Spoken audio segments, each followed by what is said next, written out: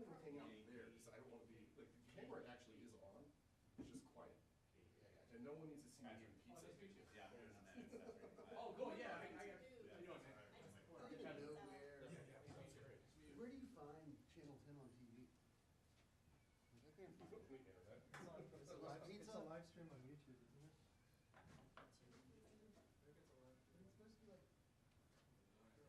Oh, so you were emailing, okay, I'll, yeah, I'll get out, yeah, it kind of makes sense, yeah, I put my Wi-Fi. Yeah, I mean, like Jeff suggested, so you can just check it. Oh, that's great. All the emails, a lot of times some of the online emails are just, you know, Oh, I got you. Okay. Oh, good. or just, Carl, if you just have that issue. Okay. Yeah, I've been on this side of the table with this, so we'll see. Yeah, thank you. Are you from Charlottesville? No, I'm actually from Fredericksburg. Oh, cool. Yeah. Okay. Long before everything shut down. Oh, wow, oh my gosh. What a tough time to, It's just kind of coming back. about time, right? Yeah. Yeah, interesting times for sure. You know where you're from? I'm actually from Chicago, but I moved here, 13 years ago. About 2009, yeah, right then. From Yeah. Chicago? Yes, yes, Don't tell me you're a Cubs fan. I'm a White Sox fan. Okay, I can do with that. Yeah, I grew up down the street from Comiskey, so. Well, I'm a Cardinals fan. Oh, good, Okay, good. yeah, I'm okay. No, I grew up, actually, my national, I love the Cardinals growing up, because I didn't like the Cubs. Nobody So, likes the you know, Willie McGee and Ozzie Smith, I love those Oh, guys. yeah, good. I'm gonna say, if you said Cubs. No. I don't know. No, there's a hatred there, for sure. Anyone that's from Chicago and says they like both, that's not something that can happen, so. I'm from Central Illinois. Oh, cool. What part? Springfield. Oh, yeah. Oh, yeah. Hello. Hi. What's your name? Heather. Burl? I'm Roger Burl. And that just about like 10 minutes from you. Yeah, okay, great. Yeah, we got a full house today, huh? I believe so. Burley? We'll see. Just Burl is the way it's pronounced. Okay. B-I-R-L-E. Okay, got it. Oh, yeah. Where's pizza? Okay, great, thank you. Night to 3 medium.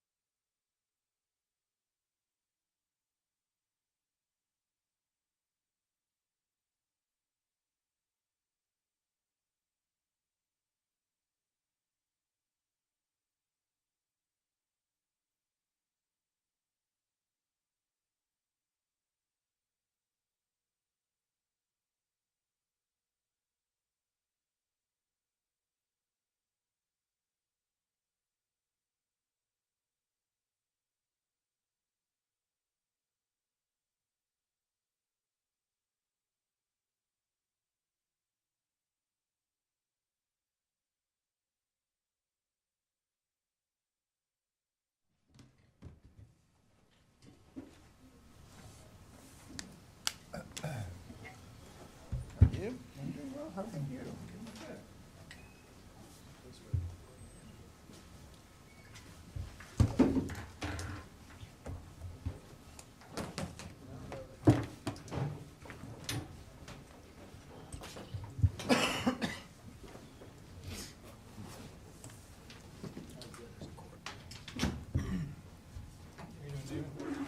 Good. All right. What's going on? Busy.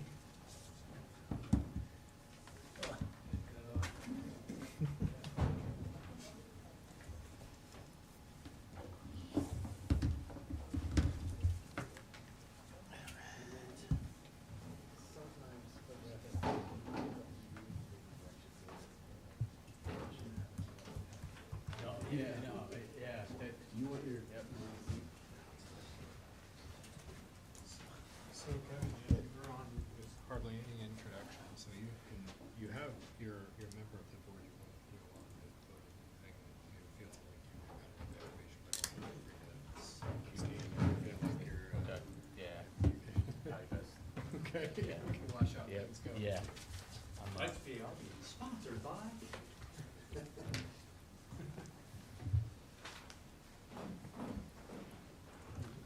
It's a shame we can't walk to all these places.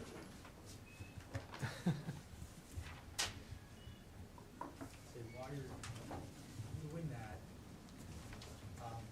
Breck, Molly, did you get from, Do you have a cheat sheet? Or I- is there one? I thought Molly had brought one for you, but I wouldn't mind.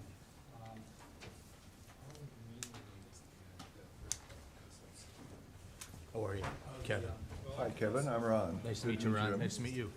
So, Just come get it from me if you I need feel it. like a teacher, you have a copy of this, so I'll tell you the minute what it is. It's, turn your tests over, do not start until the proxy gives you permission. If I fail, can I go home? State your name. So, what I just gave all of you and Kevin in his book, because we do normally give a handbook to all the AR members, but just the meeting schedule for the rest of the year, the new roster, and then, copies of the, bylaws, the AR bylaws, and then the zoning ordinance sections for the ADC districts and for conservation districts. So you can do with them as you wish, but I just thought it would be helpful that everybody had, we knew that everybody had a copy of that. I gave Kevin a hard copy of the guidelines. As I said, we can certainly, if anybody ever wants, we'll print them out for you. But there's some additional items that are typically in the handbook, including references to the state code, which appears a lot of the sections that were in, what Mary Joy had have been revised, so just trying to find the time to bring that all up to date. But I don't recall last time anybody referred to the state code specifically. So it's all available, but, all right, with that, the helmet's yours, Mr. Gasser. Ready to go. Good evening and welcome to this regular monthly meeting of the Charlottesville Board of Architectural Review. The way things will work this evening is that staff will introduce each item, followed by the applicant's presentation, which should not exceed 10 minutes. We'll then ask for questions from the public, followed by questions from the BAR. And I'll just note for all of us, please make sure you speak clearly into the microphone because that's the way that the people following along online can hear us.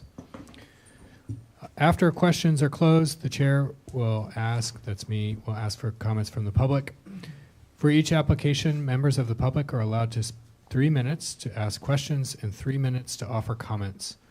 We ask that speakers identify themselves and provide their address. Comments should be limited to the BAR's purview, that is, regarding only the exterior aspects of a project. Following our discussion and prior to taking action, the applicant will have up to 3 minutes to respond. Before we get started, I just wanted to welcome our newest member, Kevin Badke. Is that how you'd like it pronounced? Good. Who just got appointed last night by City Council. So thank you to City Council and to Kevin for applying and joining us so quickly.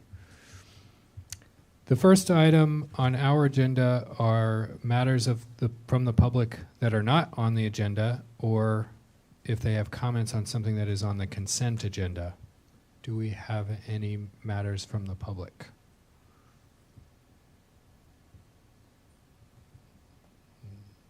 No hands raised at this moment. Thank you. We'll move on to the consent agenda. Tonight, there are 3 items on the consent agenda, and any consent agenda item can be polled if a member wishes to discuss it. The number 1 is the meeting minutes from May 17th, 2022. Number 2 is the review of action notes for July 19th, August 16th, September 20th, October 18th, November 15th, and December 20th, all 2022. Number 3 on the consent agenda is a certificate of appropriateness for 204 Hartman's Mill Road. Do I have any wish to discuss those items, or do I hear a motion from the board?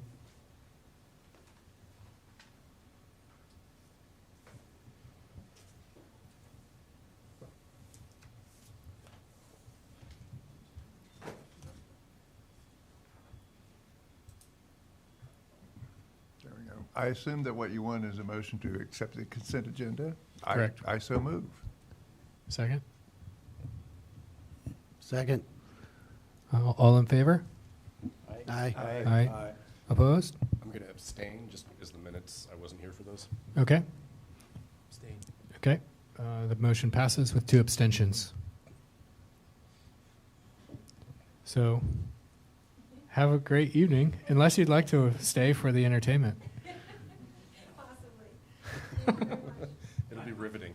I will say, I found in the notes, they wrote it's Nimmo residents, they called, and made sure there was handwritten notes in the survey, so, way back when. I again say, if anybody needs a good chuckle, read the historic survey, because it sounds, you can see where the note taker is almost recording an argument. between Yes. them, and the It's way a he said, fantastic "This is your survey." girlfriend, was she not?" But yes, the name was Nimmo, not Nemo. We would be remiss without saying that even though it passes by a consent agenda, we adore the history of that house and really wish you luck, and really grateful to the owners for taking it on. It's a really cool piece of Charlottesville. Absolutely. Thank you. Thank you. Okay, the first item on our new items section of the agenda is 506 Park Street, the Presbyterian Church, First Presbyterian Church. Okay, so this is, well. We'll have Jeff give a brief present. Do you want to say anything first, Jeff, or Well, I'll just, I don't know if your microphone is on. I think it is. How's that? So I'll just, this is a property that's come to you guys before. There were the additions and work that was done at the back, and there was some work on the front, involved some landscaping, and this is a request for their memorial garden on the north side up against Maple Street. I think staff had no issues whatsoever with the request. It would have been a consent agenda item. The only reason I separated it out is there's, as I mentioned, the staff report, there's some questions about the trees and on the site, and in the past reviews, there's been discussion amongst the BAR about the tree coverage on the property. So I realize that's not specifically related to this request, although a large tree was recently removed on the Maple Street side in the area where this was. And then I also, just to add some curious history about the building, it's always a good opportunity to talk about things. I received an email a couple of weeks ago from someone that said, I never knew that Sherman burned Charlottesville. And I think, well, no, he was never here. No, it was Sheridan. So they were asking me about Sheridan. So we know where Custer stayed. I'm like, well, where did Sheridan stay? And even though he's only here for a couple days, he stayed in the house that was located at this property. So it's a kind of an interesting turn on things. And so I was just going to encourage the applicant, and I have it in the conditions. It's not or not a requirement, but just a recommendation that I don't think there's anything significant there archaeologically, certainly not on the level of where we are with the Levy site, and I can give you all an update on that later. But just to be cognizant of the fact that this is, there was a house here. I don't know much about the folks that live there, but if anything's encountered, probably leave it in place. If you find a wall or something, or be aware if you begin to find things, treat them appropriately. So with that, I said, our recommendation is approval of the Memorial Garden. And I think that you all should have a discussion about the tree cover. So, and then it's all yours from here. Well, sounds like we already have approval, so I'll see you later. Nice try, Mr. Schellenberger. So my name's Todd Schallenberger. I work for Water Street Studio, and I'm here to talk about the Memorial Garden. I wasn't part of the decision to remove the 9 trees in the last 3 years, but I understand that the city arborist did conclude that those trees were in decline and towards the end of their life, and so they were removed. I did speak with David Forney. He's a pastor at the church, and they do plan on planting upwards of 19 new trees in the coming years. And there's 10 trees that are proposed for the Memorial Garden. I have to say, now that you say it, I knew there was, that tree was a reason it was in my head. Right, the city forester had talked to me about it as well. So that is correct, the one on Maple Street. So.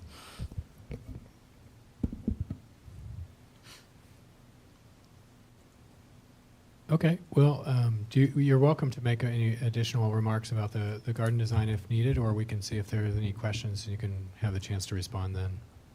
Well, I think the only thing that I would add is that we are making a renovation to an existing memorial garden. We're changing the pavement out, and we're changing the planting out. We're trying to help define the space a little bit better using boxwoods that are about 4 feet high as a framework and border to help define the space.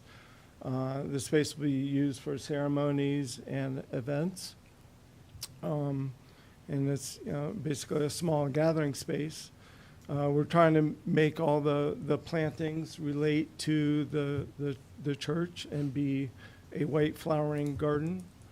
We're proposing dogwood trees because the sepals of a dogwood are in the form of a cruciform. The pavement that we're adding is bluestone and concrete, and there we want to emulate an existing cross that will be preserved in the center of the garden. And we plan to use native deciduous shrubs that would help play off the boxwood hedges. And we have 4 magnolia trees that are in the corners of the garden. And originally we wanted something taller, but there's an existing overhead line that parallels Maple Street. So we're trying to keep the trees in scale to Maple Street and keep them more garden-like. But that doesn't prevent, in the future, a larger tree along Park Street to help define the street in a more urban way. So. Okay, thank you. We'll see if we have any questions from the public. And Andy, you can just interrupt me if you do get a question while we're waiting to see are there any questions from the board.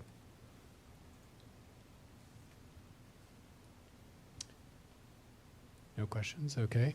Any comments from the public? we'll roll into comments from the board. Brack, I'm recusing myself on this one, just both because my wife works for Water Street and our firm worked on the church. Okay. and recent renovations. Thank you.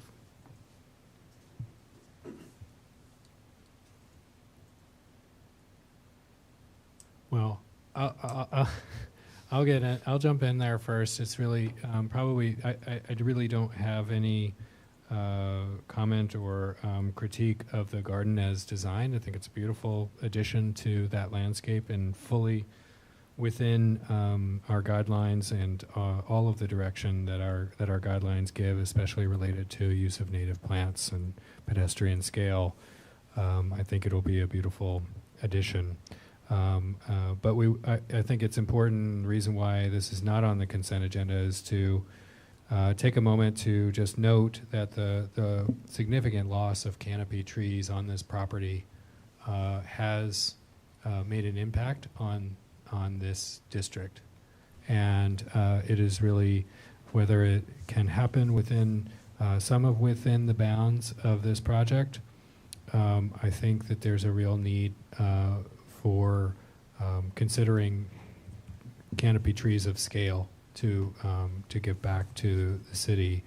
And I'm happy to hear that there may be a coordinated plan. I think that's even better than a one-offs here and there. But I would invite First Presbyterian to let us know how that unfolds. It is something that we should be involved in and help facilitate. And I don't think that it'll be arduous. I think that it could be easy, but it's just important to know while this project is up.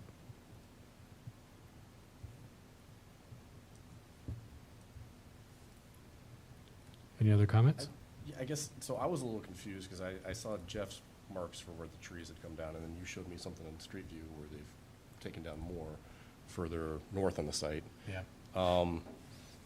So I guess well, the city, I guess, approved that, but. So there's two trees, the two trees that I saw, was the large tree there along Maple. Mhm. And then on sort of facing Park Street from Mhm. the chapel, the fellowship hall, there was a 24-inch, it wasn't identified, it was a 24-inch tree in the prior reviews that was supposed to stay, and it's now, look, there's something new there. It just hadn't been reviewed by you all. So I think it was just, again, I remember how much concern and questions there were back in 2020 about tree cover. And so it's an opportunity to Brooke was cover it. pointing out a tree that I think is just north of their entrance drive on Park Street. It was just newly removed, and seems like in the last. Oh, to the north of the sanctuary? Might be, Yeah, I honestly I can't. I guess I think we do need to see a plan, like it's not just invite them to bring it in, but I think we need to see, and we need to see replacements. It's, yeah, I don't know how to orchestrate that, but for the trees that have come down, we definitely need to see replacements, and I think we should be seeing a plan of what they're going to put back. And if that means, there's some discussion about, not having trees under the power lines, that's fine. They've got it's a very, very big property. They could pull some large shade trees a little further away from the power lines if they had to. Yeah, one of the questions I needed to get to, and I didn't, is what, if any, is required relative to the site plan. And so then with that in mind, it sounds like a deferral's in order with some clear direction of what it is that you all would like to see. And, you can certainly express in the deferral where you stand with the Memorial Garden, not as an approval, but that this is all, remember the COA, it applies to the property, the parcel. So we're talking about this whole parcel. So, I think that it's legitimate for you all to,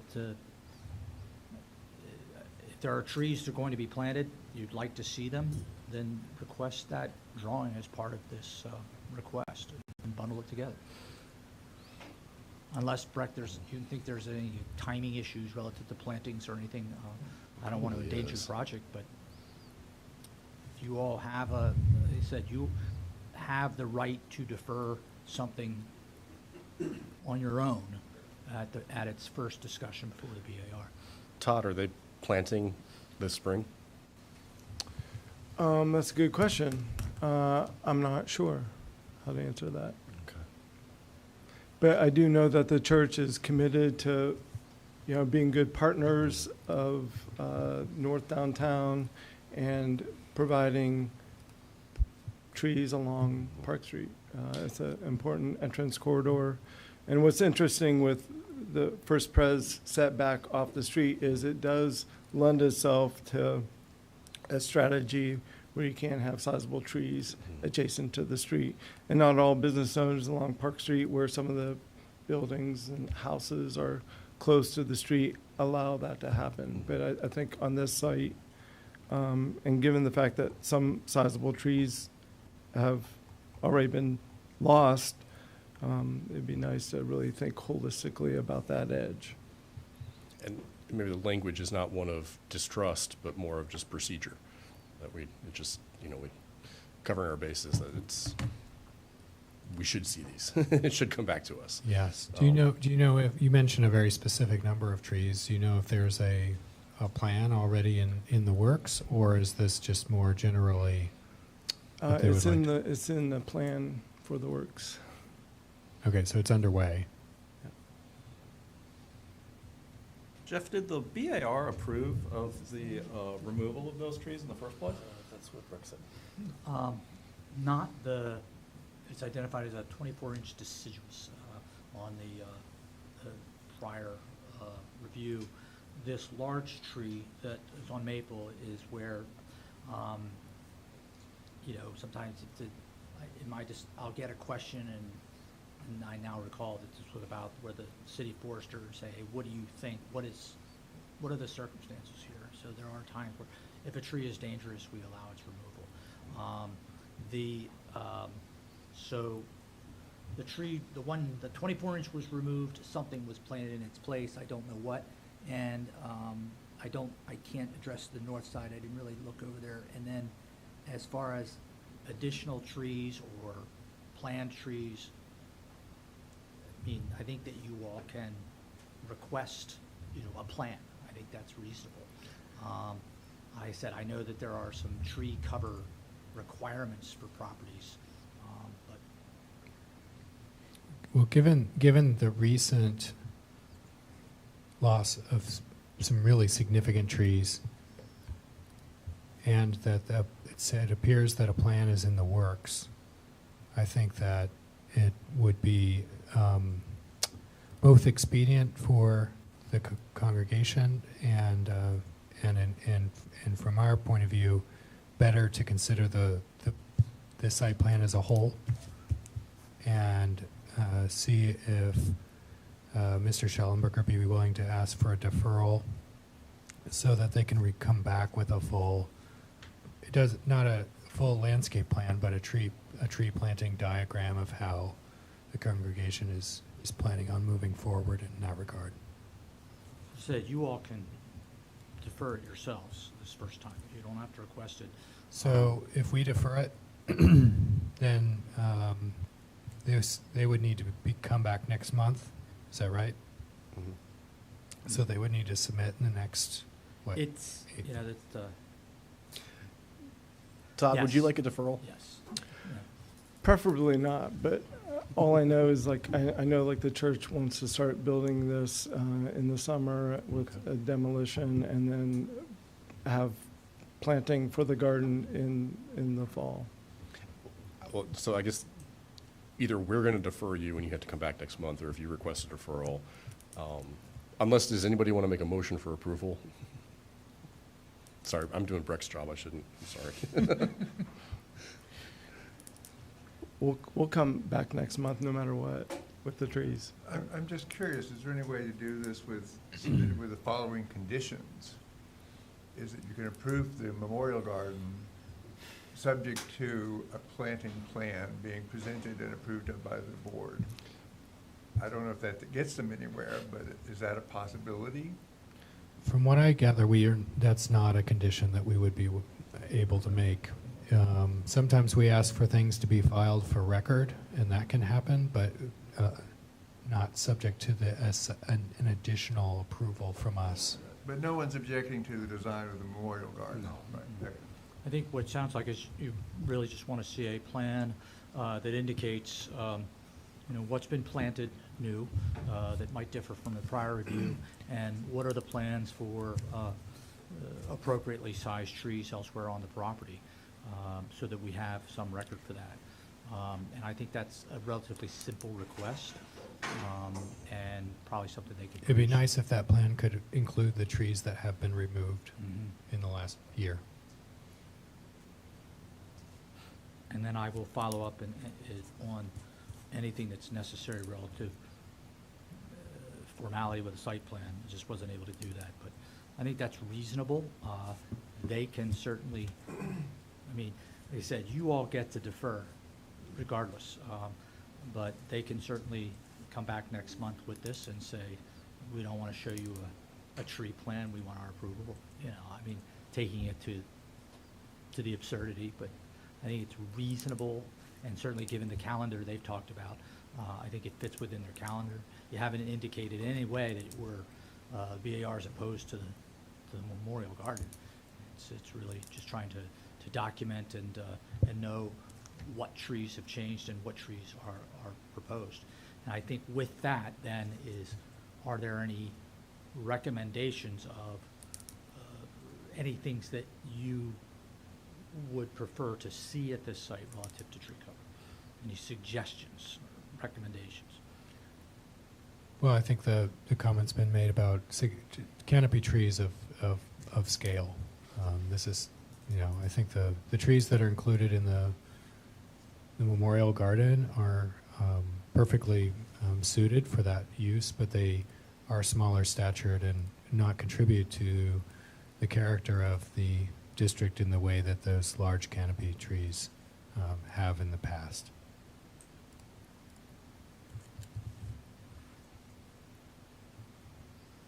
So you all would need to make a motion to defer. I think it would be helpful to, in that express, Just to clarify, if we make it, they have to come back next month? Yeah. yes. Okay, if you decide to ask for a deferral, you can come back whenever you like. What would you prefer? Would you like to come back next month? Sure, I'd love to come All back right. next month. Todd, give yourself the freedom, just request a deferral. I request a deferral. Okay. Okay.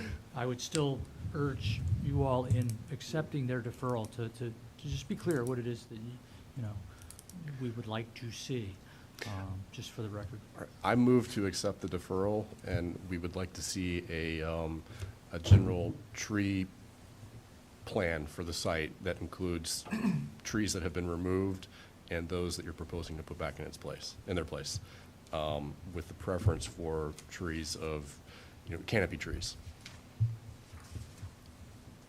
Second. All in favor?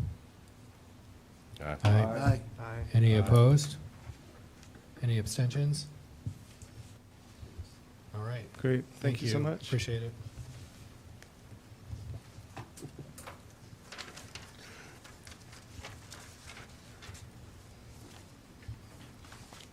Okay, next item on our agenda is 361 First Street, or has that been?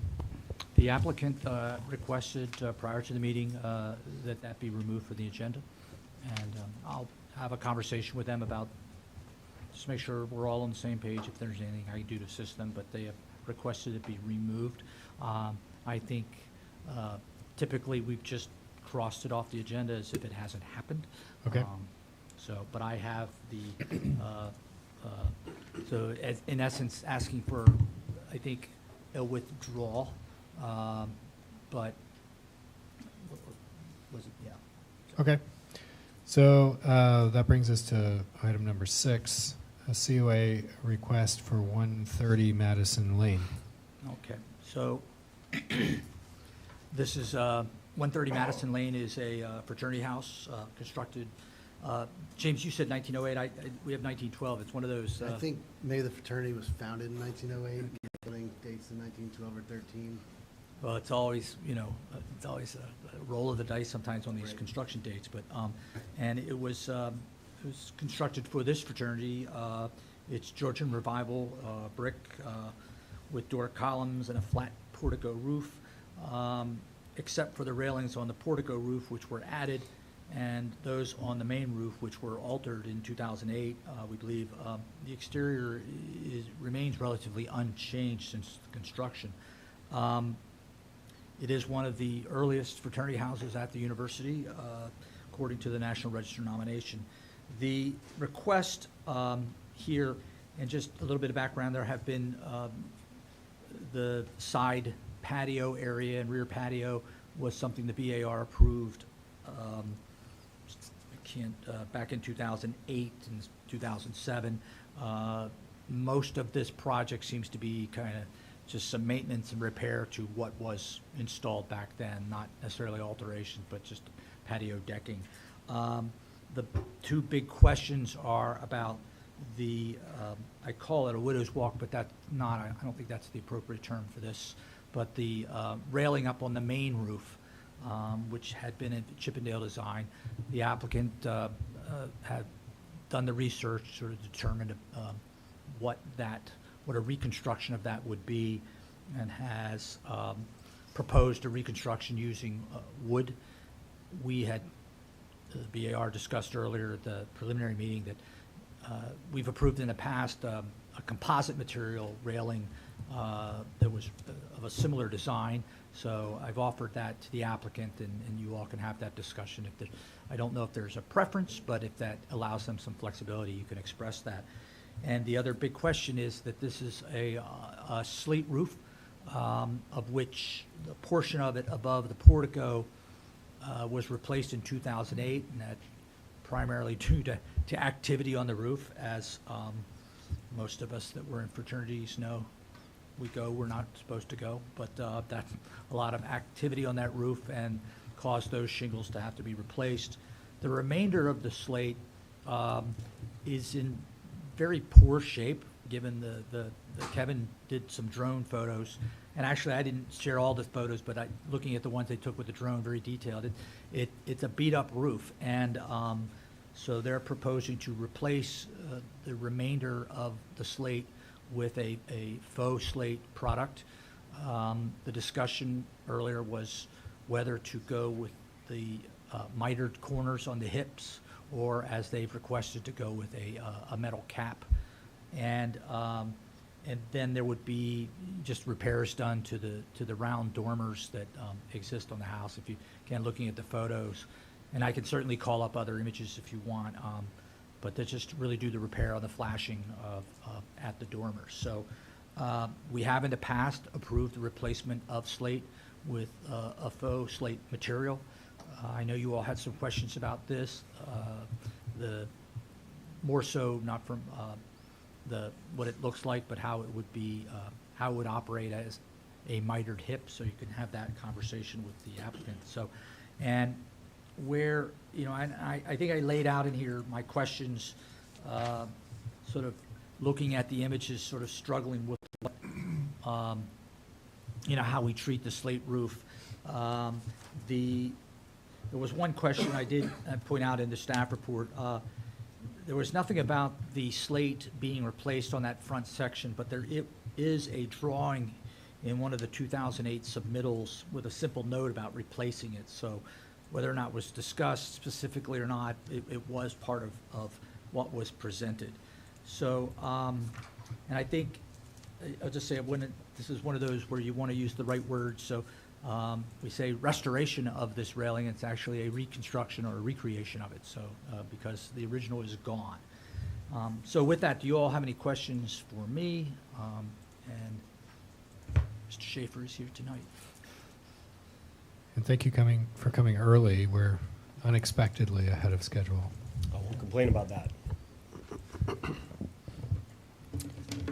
Good evening. My name's Kevin Schaefer. I'm the Charlottesville Studio Director for Design Develop. Thank you, Jeff, as always, excuse me, for that introduction and that thorough staff report. Would it be possible to get the slideshow up. I think there's just a little bit more of the drone photos that we can highlight as we talk through some of the slate roof conditions. Would you like the drone photos or? I just the? passed along, You can call up there, you got it. we can just jump to the next slide. The primary goals of the proposal in front of you this evening is to address some deferred maintenance items to ensure water tightness and longevity of the structure, and also to restore the historic railing or recreate the historic railing, the crow's nest at the top of the structure. The slide here identifies kind of the areas of the proposed work, and also how the terminology, the crow's nest that we will use throughout this presentation. Next slide. The membrane on the crow's nest is beyond its lifespan and in need of replacement, and so though this isn't visible from the public right away, this does give us the opportunity to take advantage of restoring this historic railing.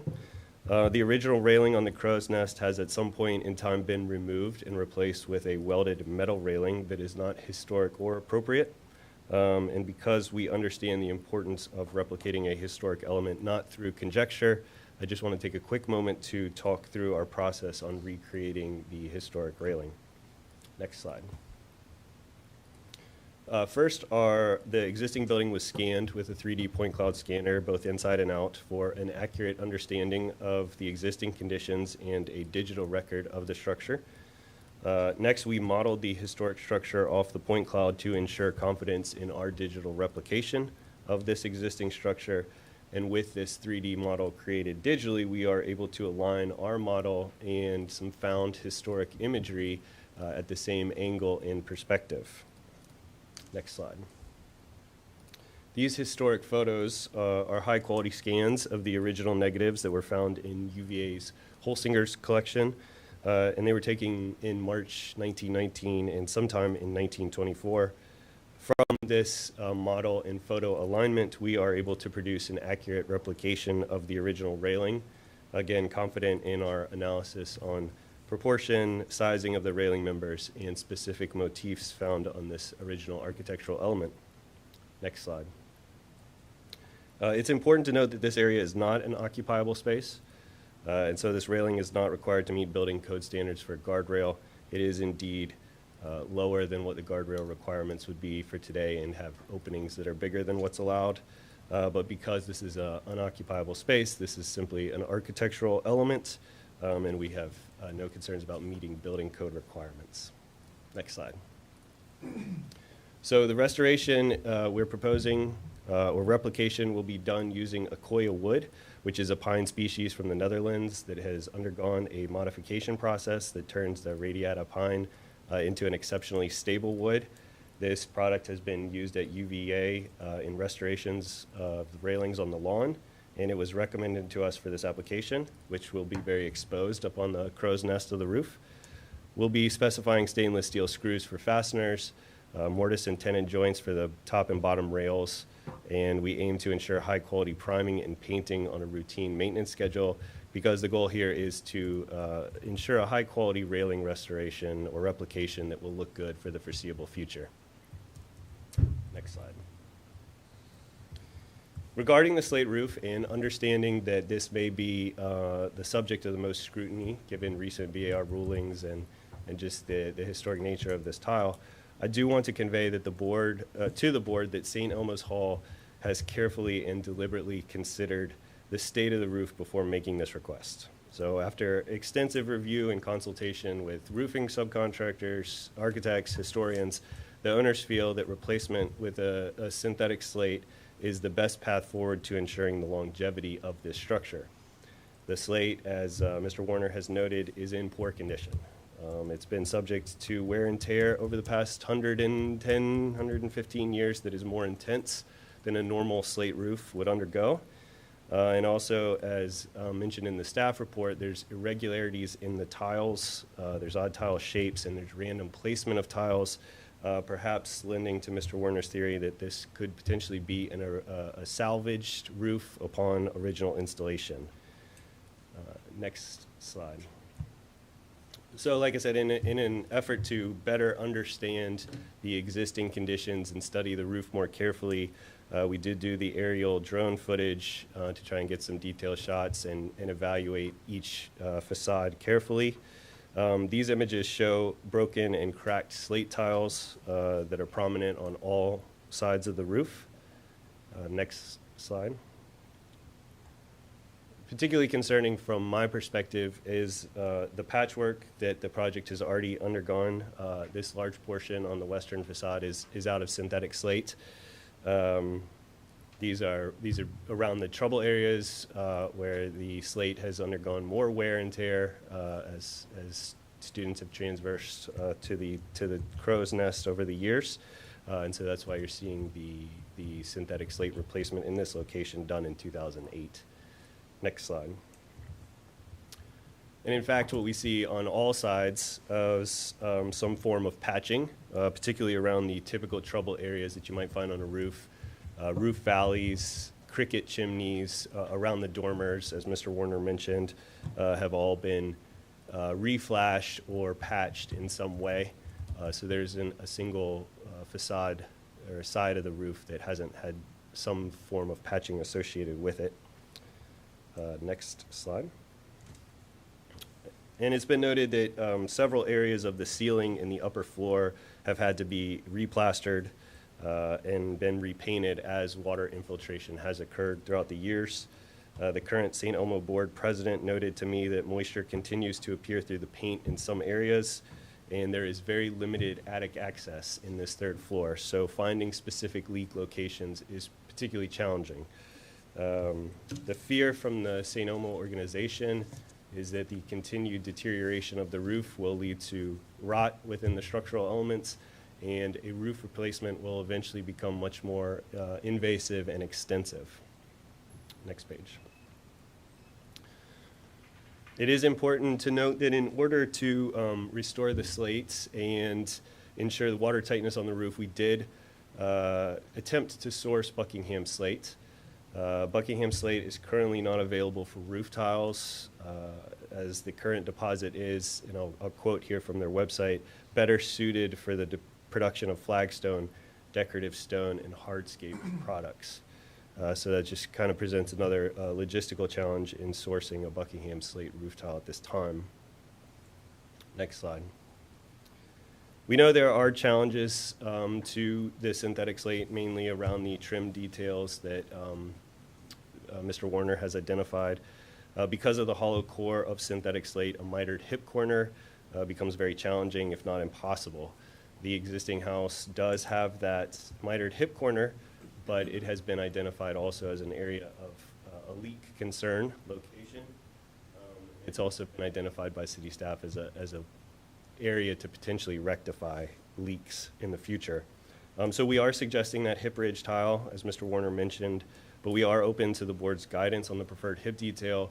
With the synthetic slate, there are two options, a hip ridge tile, or we can have an exposed metal flashing.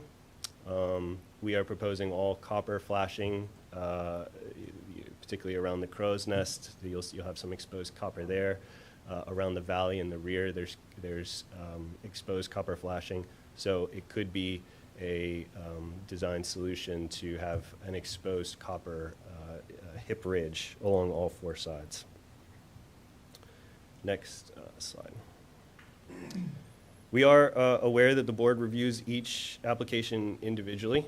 A solution that has precedent on adjacent structures in this Madison Lane ADCD district, ADCD, is the implementation of this high-quality synthetic slate, though, including at 123 Chancellor Street and 167 Chancellor Street.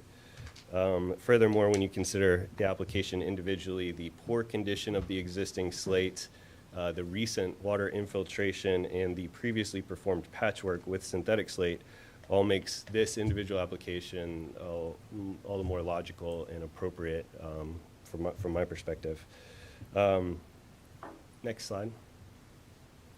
And at the rear deck, which is probably an area less controversial or interesting, is these images show our selective demolition that we did at the rear deck. The sleepers have rotted here. The rigid insulation has compressed and the drainage plane is full of debris, so we aim to restore the deck and ensure water tightness there. It should be noted that the deck is above a 1984 subgrade expansion of the basement and is not part of the original 1916, 1912 structure. The deck boards were replaced in 2008, and we aim to go back with Trek's product as well. And finally, on the next slide, the final portion of the project is an outdoor kitchen, which is located on the western portion of the exterior patio. The outdoor kitchen is screened by existing dense, mature shrubs and will sit within the existing non-historic steel railing that bounds the exterior patio. The outdoor kitchen is held off of the historic structure and the existing site walls by an amount that allows for debris removal, but also allows for safe demolition in case the kitchen is no longer desired in the future. So in conclusion, and on the next slide, as I mentioned initially, the goals of this renovation are to promote the replication of this lost architectural element that we think would be much more in keeping with the historic structure, and to address these deferred maintenance items in an effort to preserve and protect this historic structure for the next 100 years. We believe all the areas of the scope in this proposal are within the AD/CD guidelines, and we hope you'll take note of the care that our client has gone to faithfully and accurately restore the original railing in a high-quality manner. Please also note that the client did seriously debate the necessity for the requestment for the slate replacement, and after much debate and internal discussion, really does feel like this request is the most appropriate for ensuring that longevity. So I'm happy to answer any questions you may have, and I thank you. Thank you, Mr. Schaefer. I'll ask first for any questions from the public. Just let us know, Andy, if any come in. Are there any questions from the board? Okay, question. Can I jump in real quick? Sorry.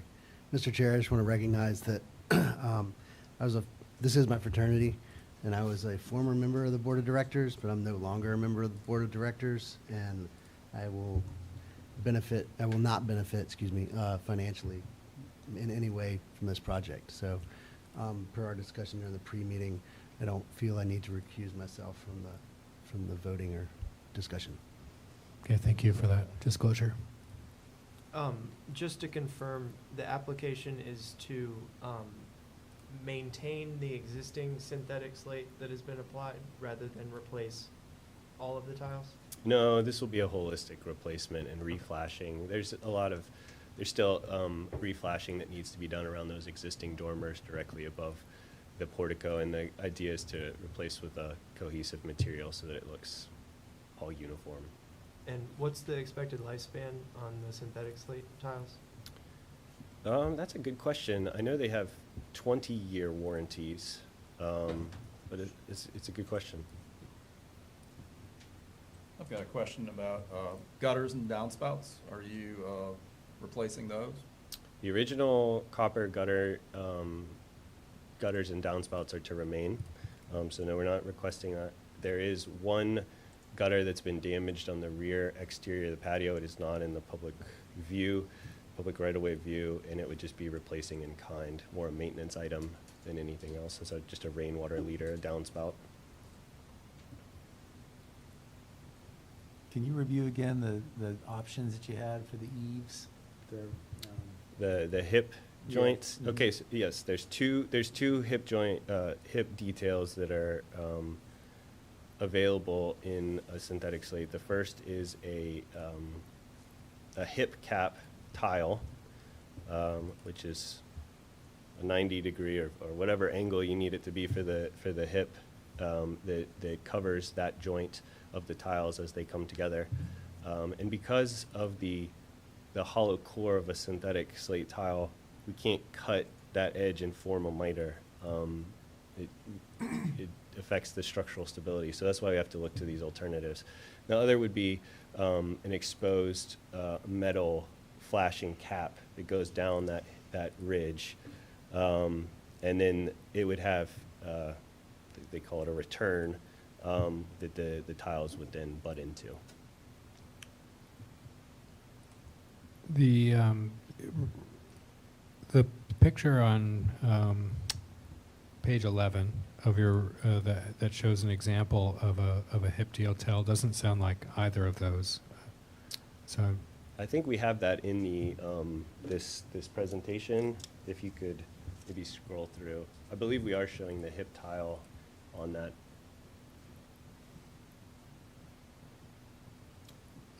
on page 11, it looks like two tiles that have been kind of glued glued at the corner rather than a single tile.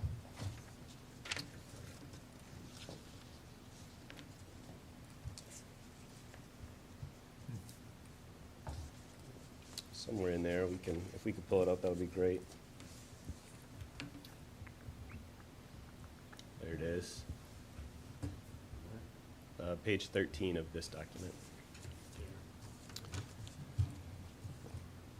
Yeah, so that looks like two tiles that are, It is a uniform, it is a single tile that's been bent, but and then that layers and laps up. So, Is that still a sealant? No, it's a single piece of synthetic material. It's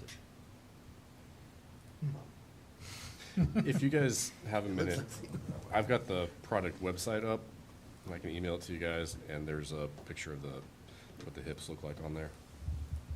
Thank you, Carl. Thanks,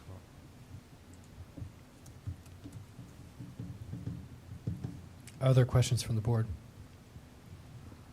This might not be a question for you, but in looking at that detail, I'm just curious if there's a detail where the lines of that cap sort of extend, you know, so that they're aligned with the rest of the tiles on either side. I don't know if that's a possibility. I guess that's kind of a hard thing to accomplish given all the different slopes, but just a question to throw out there.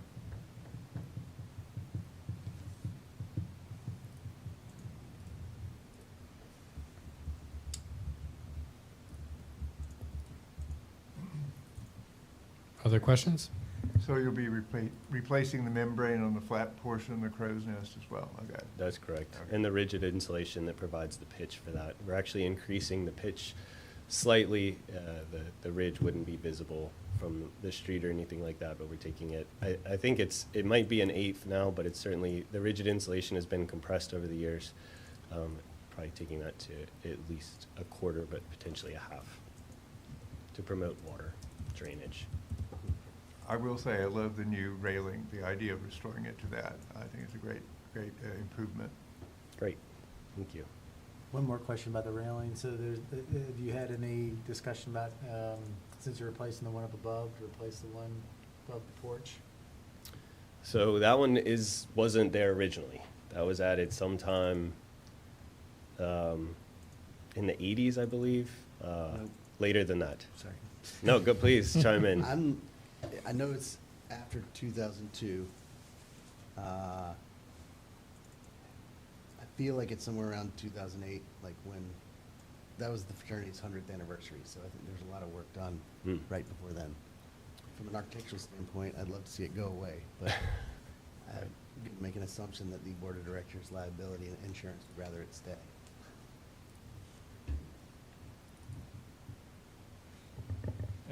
and that railing was approved in 2008, is that right?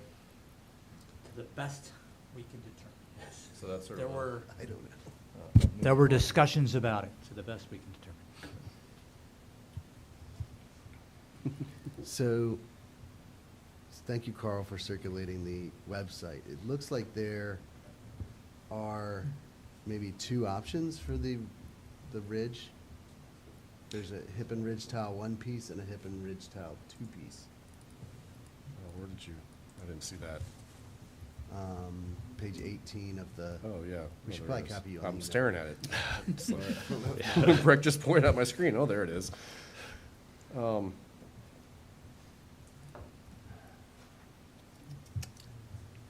Do you know which one you have a preference for? The original intention was, and this may be showing the two piece. That which must be the two piece, it seems. The intention was certainly for the one piece, just you know, for the water tightness of that hip Right. detail. Again, we are open to the board's That's what they were- preference on this, but we would prefer the most watertight and appropriate option, which I believe is the one piece. Yeah, that would definitely be preferable, looking at the images. The one piece is definitely less Take a peek. noticeable. You're the architect. I think page 11 is probably the best one for looking at different slate hipped details. Page 11 on Yeah. the website. Yeah.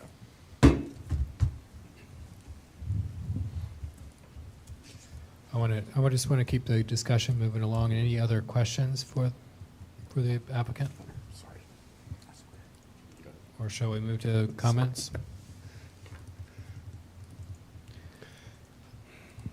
All right, let's see if there's any comments from the public.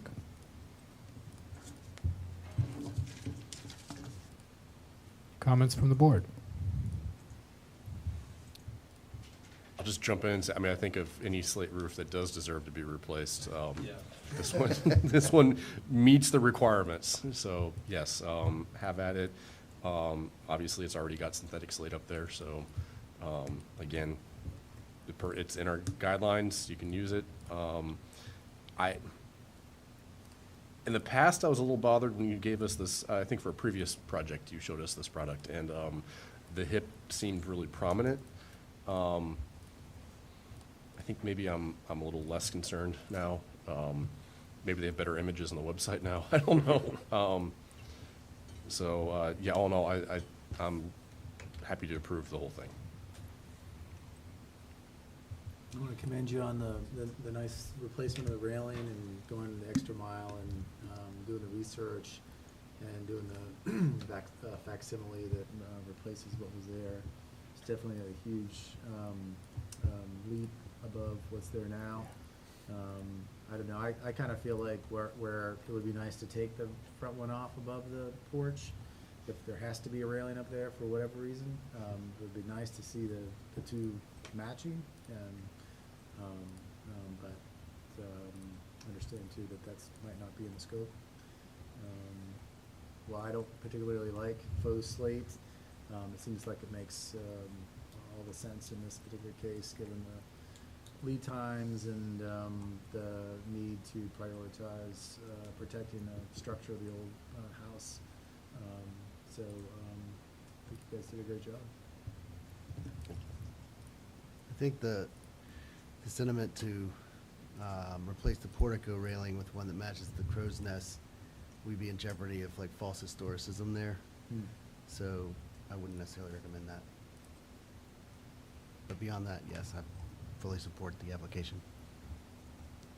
And there's a difference in that as actually functioning as a guardrail and being taller than Yes.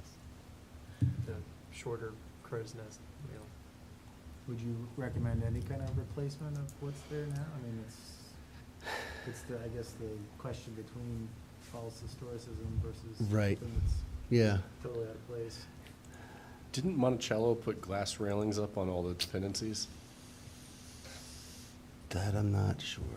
I haven't been up there for a long time, but I thought that was something that actually Yeah. Kurt worked on, I thought. I mean, I was at Poplar Forest yesterday, actually, and they have like a metal railing that has kind of aircraft cable wires to try and minimize the appearance there. I don't think that would be successful at this location. I am curious, there are actually a couple sections of railing between the front dormer windows that were part of a BAR approval. I can't remember what year, but I presented it to the BAR, so I remember it. And Carl, it might have been you, I don't know, or maybe Melanie, that recommended actually painting those black so that they disappeared against the slate, which I thought was a good suggestion. So I don't know if painting the portico railing black would make it disappear or if it would kind of mar the appearance of the front of the building or not. It's a good point. It's worth something to think about, I think, is what kind of a railing would you put up there to replace what's there? If it's not it's kind of a replica of something historic, is there something better that you could replace it with? It might contrast with the overall style, so it's not are supposed to be trying to be like the original house, still serves a purpose. It seems like it's pretty necessary.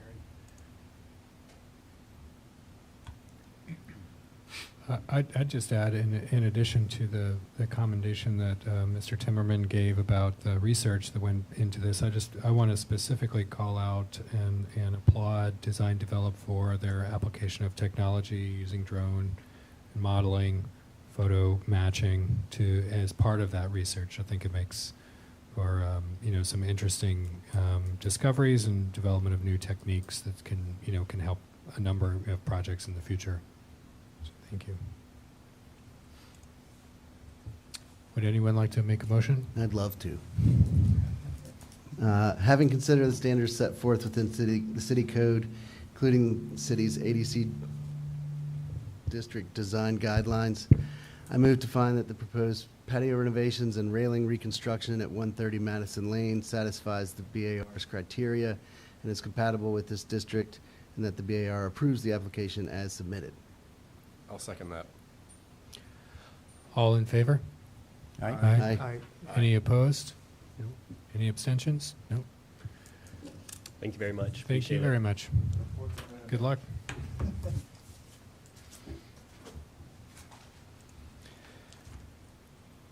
All right, moving right along. That brings us to a preliminary discussion of 843 Main Street. So what we have is Kevin is here. Sorry, should I refer to people in your last name? It should be Mr. Schwartz, or is Carl okay? Is Mr. Riddle better? I think after you've been here for five Yeah. meetings, you're on first name basis. Yeah, you are. I just, sorry. You bring your own house to the BAR. By the way, need to get an extension on that. So this is a preliminary discussion for a possible hotel at 843 West Main Street. When you cross the bridge on West Main, the first lot, there's actually a couple of lots there on the north side. This is the second one. It has on it a, I don't know, I remember when we first moved here, and people told us how to return our U-Haul to U-Haul, and we drove to U-Haul. And but this is where the U-Haul was on West Main. And the BAR had reviewed, at least during my tenure, there was a request several years ago for an office building there. And after several discussions, but nothing of that came to fruition. And so Kevin and his colleagues at Mitchell Matthews contacted me last month, and we had a good discussion in my office about how I saw things and on West Main. And I think what we have here is we're not dealing with a 400-foot long block. This is a parcel that limits the width of the front. We know we've had a lot going on about, you all have been looking at things on West Main, so you have a good feel for what's there and sort of what the setbacks have been. The caution I offered to the applicant was that I know that what occurs to the rear of the standard, where it just sort of ends, and then there's topographically even there's a drop down to the 10th and Page neighborhood. And it's curious that change in topography has been there for some time. I'm a little curious about how that, what it's is that a stream valley or whatever, but it's a rather steep embankment. Either way, my recommendation was that this building, recognizing it's fronting on West Main, that it not turn its back on it, it not present itself as another wall to 10th and Page. And I think that's something with Councilor Payne referred to in an email that he sent to you all. And other than that, I say we've got, what the heights are on West Main, what the setbacks are. I think width is not a problem with a commercial building. It is they're pulling it towards the street. So I think there's, I try not to read too much into a preliminary drawing. I know that there's, it's kind of just giving the idea of that massing and scale and not the design. So I think, Ed, the other thing was that they have this, it looks like a remnant alley or a remnant street, paper street, on the west side.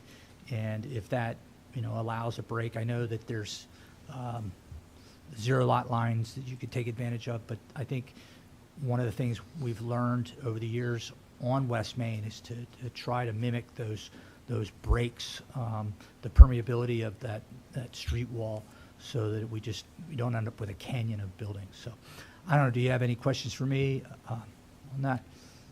Again, just as a preliminary discussion, there's however you wish to treat it. You're not taking any action on this one. Yeah, I just wanted to clarify that we won't be taking any action. There's no action to be taken or votes to be taken to this evening. And to that extent, the applicant can direct the discussion to the particular questions that they may have about the project. Because of the size and scale of this building, after the presentation from the applicant, I would like to entertain or have the opportunity for any comment from the public if there is any. So, Mr. Hi, everybody. I'm Kevin Riddle with Mitchell Matthews Architects, and want to give you a brief introduction to this project we've been working on now for a few months. It's at 843 West Main, so in the West Main Street District. It's actually two parcels. It's 843 and 847 West Main. 847's a sliver of a property along the west. And so the two are combined, equaling almost an acre in size. We have about 150 feet of street frontage on West Main Street. The site's about 250 feet deep. If we could go forward through the presentation to the survey, that would be great. Okay. We need to figure out, get you drawings.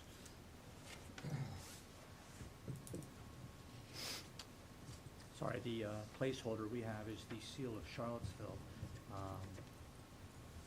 Patrick, would you play the Muzak while we're... I'm just relieved I'm not keeping you guys here until 10:30 tonight. It's been a fast one. Could the HRC onto There you go, thank you. We're on Yes. camera. No comment. So we can advance No, to the okay, next slide. The one thing, and it's hard to see here, but probably on your laptops you can see it. The one feature that really imposes itself is a 24-inch water line that needs a 20-foot easement. That runs along the western property edge, and then it turns along the rear as well.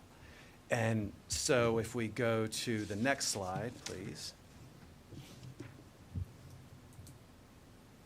Okay, this is just some basic zoning information for what it's worth. Now to the next slide. So here's just one plan view to help you orient yourself and see some of the things we're planning on here. Because of that easement that's on the west, we thought that would make a very good location to enter the site with vehicles. And so we have a drive there. You can just, when you get past the volume that fronts on West Main, make a right and go into a parking deck that ascends somewhat. Or you can continue to the rear of the site, make a right turn, and then go into a deck that descends so that we can provide the parking. This is a hotel that will have almost 100 rooms, not quite 100 rooms. And while we're here at the street level, what we have adjacent to the street is an entry plaza. And then going through the reception area, we have a courtyard within. And so we're trying to make some room for some outside spaces adjacent to the interior. If we go to the next slide. Here's a section just to, kind of explain the project a little better to you. So this is a by right project. We're not seeking any exceptions. And the current zoning calls for a build-to range that's a minimum of 10 feet away from the property edge and up to 20 feet away. And so that's where we've located this front volume of the building. We can have it might be helpful to have a little discussion later on about, what we see coming with the potential zoning rewrite, where you're going to find that in this district, this build-to zone would go to between 0 and 10 feet, which is somewhat interesting. That's going to be changed. That's going to be changed? That will be changed. Okay, good. I don't know that it would hurt for the project necessarily to get a little bit closer, but we were trying to balance several things. You'll see in some of the images later in the show, preserving some nice outside space for seating, for planting trees, but then also for these lower stories of the building to have this double height space that really opens up to Main Street and is visible to it. Yeah, let's go to the next slide. So now we've kind of backed away and we're looking at an elevation. This is the west elevation. You can see a wide opening at the bottom there. That's where the cars would enter once they get past the foremost volume of the building. Over on the left side of this image, which is the north, that's the West Haven neighborhood. And then on the right of this image, to the south, is the Flats. That's silhouetted there. Now, one thing I did want to mention, and Jeff referred to it too, is that we don't have imagery at this moment of the north face of this building that looks toward West Haven. And that's not deliberate on our part. We it's a little shaggy back there right now. We haven't really done enough design work there. And so that's imagery we expect to show you in the future, because there are a few streets in West Haven. I believe they are Hardy Drive is one where you do have a lot of views to the rear of this property from public ways, in addition, obviously, to a lot of residents who live there, rather close to the building. There are currently existing trees planted on the West Haven side of the boundary at the north there. Some of them, mature, but this building at 6 stories will be rising rather high. The top roof deck at the moment is expected to be about 68 feet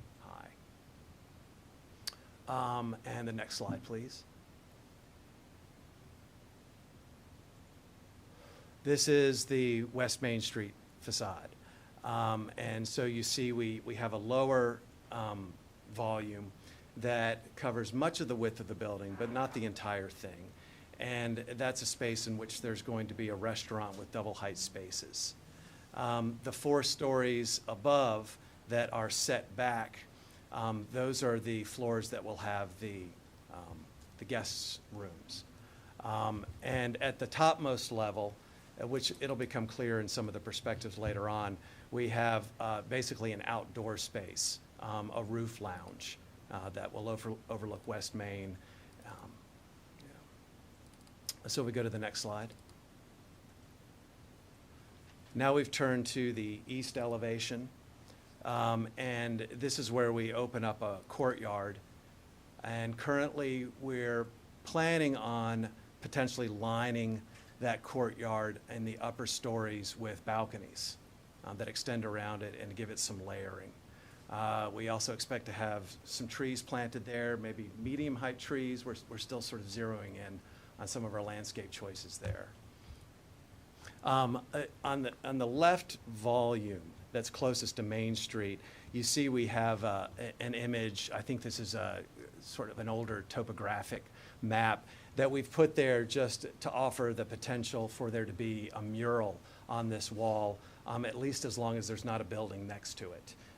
We've built right to the property line there, so we're limited in what openings we can have. We still do have an opening up at the roof lounge. We think that would be nice to have another exposure and opening there, at least as long as it lasts. If we go to the next slide. And then here are, what we consider some exemplary spaces in Charlottesville nearby in buildings not unlike this one. Very nice outside spaces adjacent to both covered spaces at the street level and also in some cases some balconies above. The image at the upper left is looking into a little lane that leads to the Neroli Spa with a funeral home there on the left and the Publix Oyster House on the right. And then you're up at West Main Street. I mean, y'all know these places. There you have a nice outside setting for the Oak Heart Social Restaurant. I think that's a pretty nice spot, kind of an exception that proves the rule. Generally, it's nice to have a pretty good street wall along West Main, but then the relief you have here and the opening there and the way it's sort of semi-covered, it's pretty nice. We like, too, the way the historic houses have been left in the foreground of the Quirk Hotel. And then down at the bottom, you have the Hotel Albemarle, or I believe it was known as the Gleason Hotel for a time as well. And the really wonderful sort of narrow street loggia you have facing on West Main. All of these images were serving as some inspiration for us as we were designing this hotel. If we go to the next slide. Here's some nice historic precedents. Only one of them survives, unfortunately. There's the Linden Row Hotel on the left, which is in Richmond. We kind of love the balconies there. I know sometimes people see long balconies on a hotel and they reflexively fear, a Motel 6 or something, but I mean, they can obviously be done very nicely. On the right, a couple of hotels that were in Charlottesville very close to this site, but are gone now. The Claremont up at the top right. There, the building to the left, the red brick in that image, that's where Continental Divide is right now, to give you some orientation. I also like, too, with all of these images, the way you see sort of differently detailed and proportioned balconies and outside spaces. The one at the bottom, the Queen Charlotte Hotel, it has rather big, columns at the bottom, a real notable base. It's kind of interesting. The Claremont Hotel has the very sort of narrow, fine, probably cast iron column supporting it, almost like something you'd expect in New Orleans. Yeah, the Queen Charlotte at the bottom right, that's on the site, as you probably realize already, that's right next to, due east of the site on which our building is proposed. And the next slide. So now we're looking at the site. You know it pretty well. There's the, kind of cool and funky old building, but non-contributing that sits on the site now. If we go to the next slide. And then here's the proposal with the entry drive. We think it's important that the paving of the entry drive be something other than asphalt. We're not sure yet if that'll be a scored concrete or what, but we think it would be nice for it to have a nice paved quality to it. You can begin to see what we're proposing with the plantings along the street. The planting bed we have there, we're hoping to get that 7, even maybe 8 feet wide, so that trees of some size would have the soil volume to grow there and thrive. We've carved out a little niche close to the entry point, which is also close to a bus stop. We think that would be a good offering to pedestrians and the public to give them a place to sit down there at the sidewalk. You also begin to see the big window, so to speak, that we would have on that double height restaurant space within. One thing we're not committing to in this presentation, you might have suspected already, is a material palette. We're leaving it kind of neutral, subdued, vague at the moment. We're not sure really kind of what color and exactly even what materials we're going to use. We're making some indications of masonry at the moment, especially with the foremost volume. But as you get to the portion that steps back and up, there's some indications of panels on there. We're just not sure what we're going to be doing with those yet. We wanted to have the discussion centered more around the massing of the building for the time being. We'll go to the next slide. Here we are looking from the bridge. And the next slide, please. And this is the building, at least as what it might be like, as long as there's nothing constructed next to it.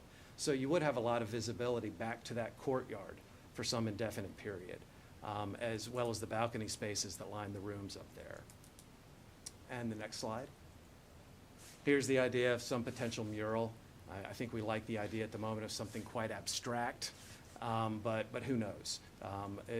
Talking maybe to some local artists to execute a mural there specific to someone who lives here in Charlottesville and to the community, we think could be a good idea. And the next slide.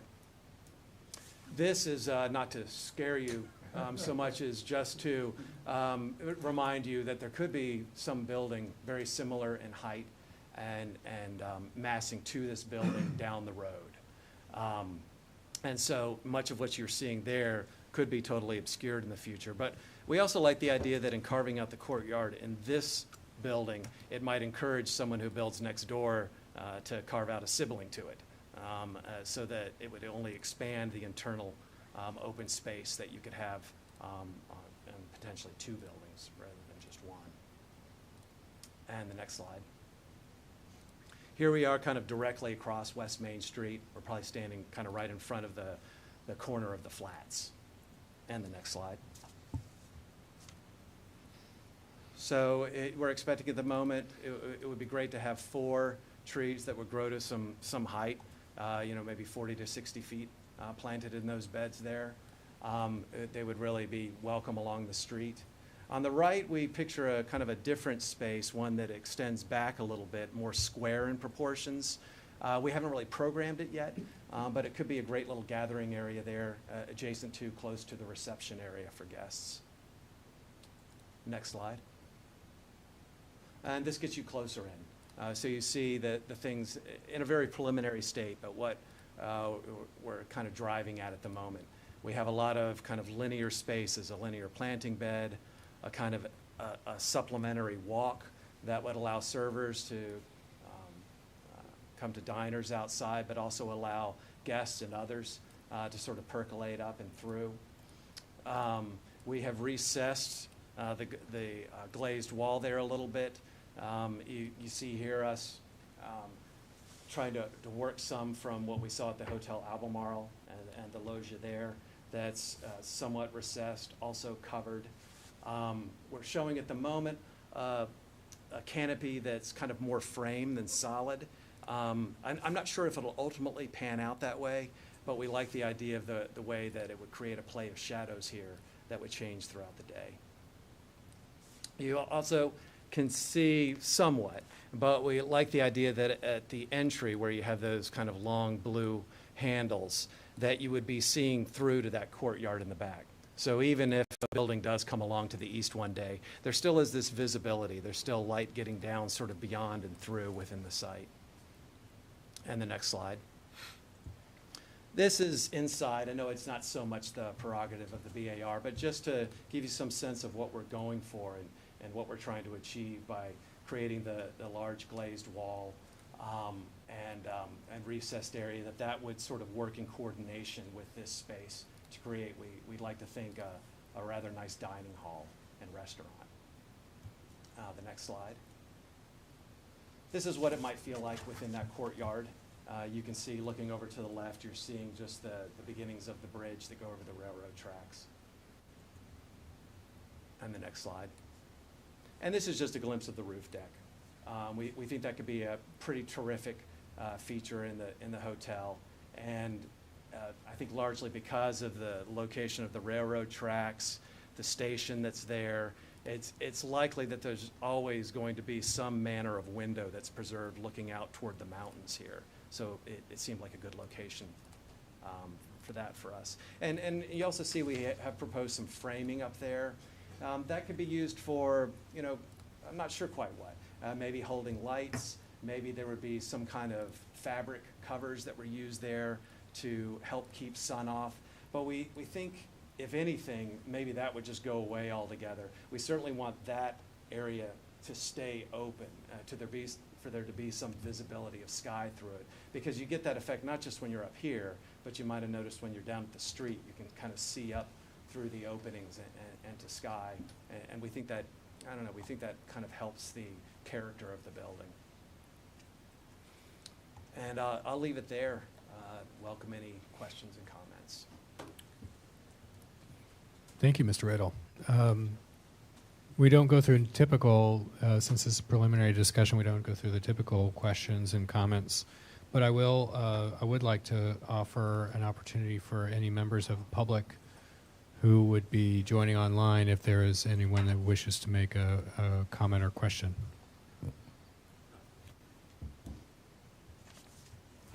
Nope.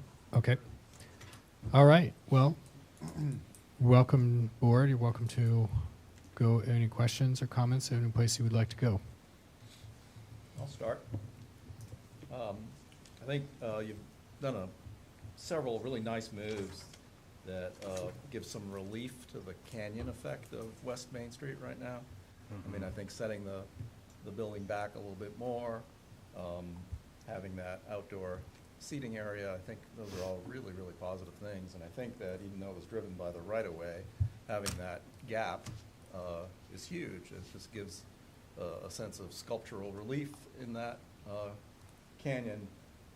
I kind of hope that when you develop the north elevation, that there is a similar attitude about that.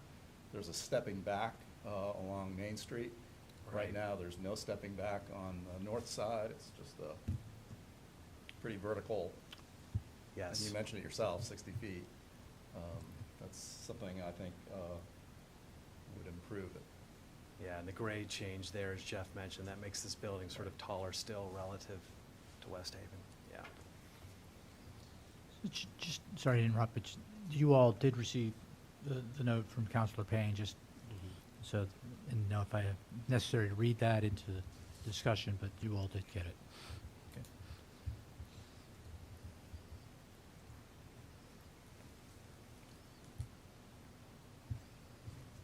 Kevin, could you clarify the? You mentioned that there's it's two lots, but is this a similar is this a similar owner?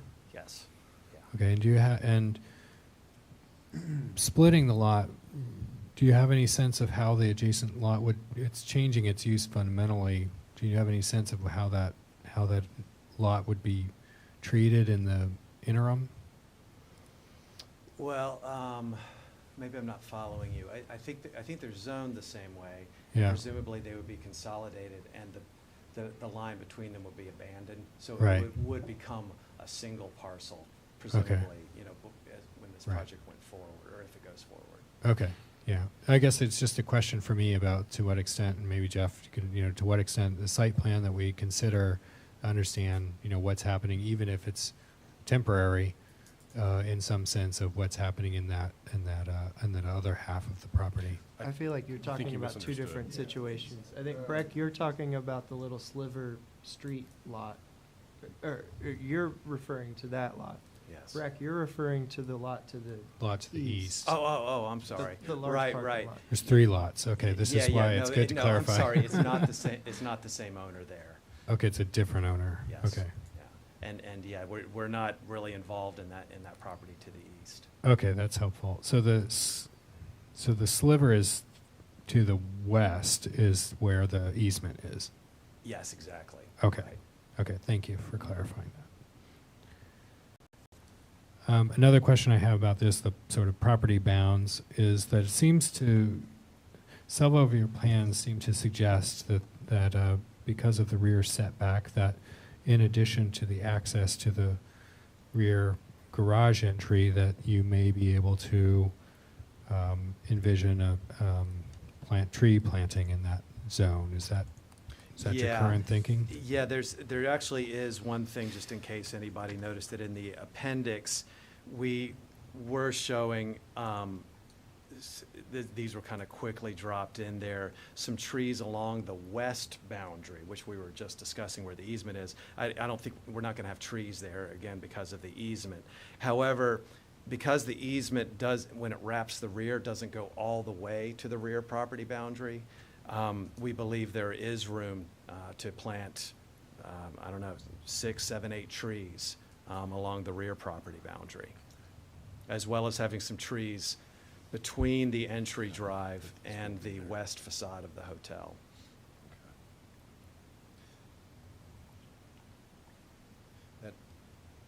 That actually, interesting, because if you can't put trees on the west side of the driveway, because I thought that was a nice feature, but I also was wondering if there's any way that you could have some sort of potential access through your site for just pedestrians.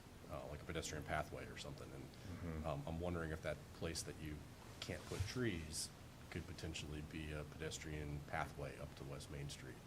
Well, currently, at the moment, if we look at the plan there, right, and you probably know this already, Carl, but right to the west of the west property boundary, there is a pedestrian way. So that goes all the way through? Yeah, that goes all the way through. Okay. That's a part of the standard.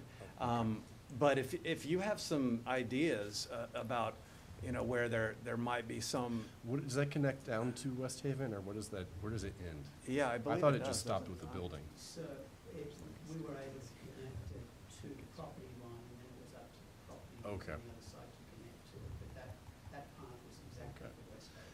And then I apologize. I knew that was there. I didn't know it went all the way back. I thought it Yeah, could stop yeah. somewhere. And I'm not aware at the moment, along the rear or the north property boundary of this site, of there being any sort of walks or steps that are already sort of waiting there to receive a path from this site. So that could be tricky to make that functional, you know. It would, yeah, that doesn't make, it would, yeah, duplicate something that's already there, so that, sorry. Stupid idea. Should have known that site better, but yeah, didn't. I'll carry on just to say that, I mean, I think the trees on the backside are pretty necessary for helping to deal with the fact that you have this wall. I know you're, because you're pulling the building back away from the property line, you've dealt with the bulk plane regulation that's in the zoning Right. code. I don't know how that part's gonna change with the new zoning code. I don't know how, if you guys are gonna get your site plan in time or what to preempt that. But Right. anyways, it's, yes, having some vegetation back there, I think, is very necessary. Yeah. And I know you guys are still working on the aesthetics of the building and the materials. The materials, I think, were a big hang-up on the previous iteration of this site. Oh, right, yeah. And I do want to say, it probably does come down to materials, but when I just kind of squint at your black and white views, there's a very, feels like 1970s dormitory type thing going on. I know that's not your intention, and you've got some richness in there that's not really, like, again, it's a squint test. But just if there's, be cognizant of that you're not just making a big flat facade that feels wall-like, I guess, if that's, and I don't know if, I don't mean to be cruel in how I'm saying that. I know it's that is you got the vertical stripes, which looks like they're, you know, between stripes of masonry, and it just kind of does look very much like, you know, all the old dormitories that colleges keep tearing down because they're from the 60s and 70s.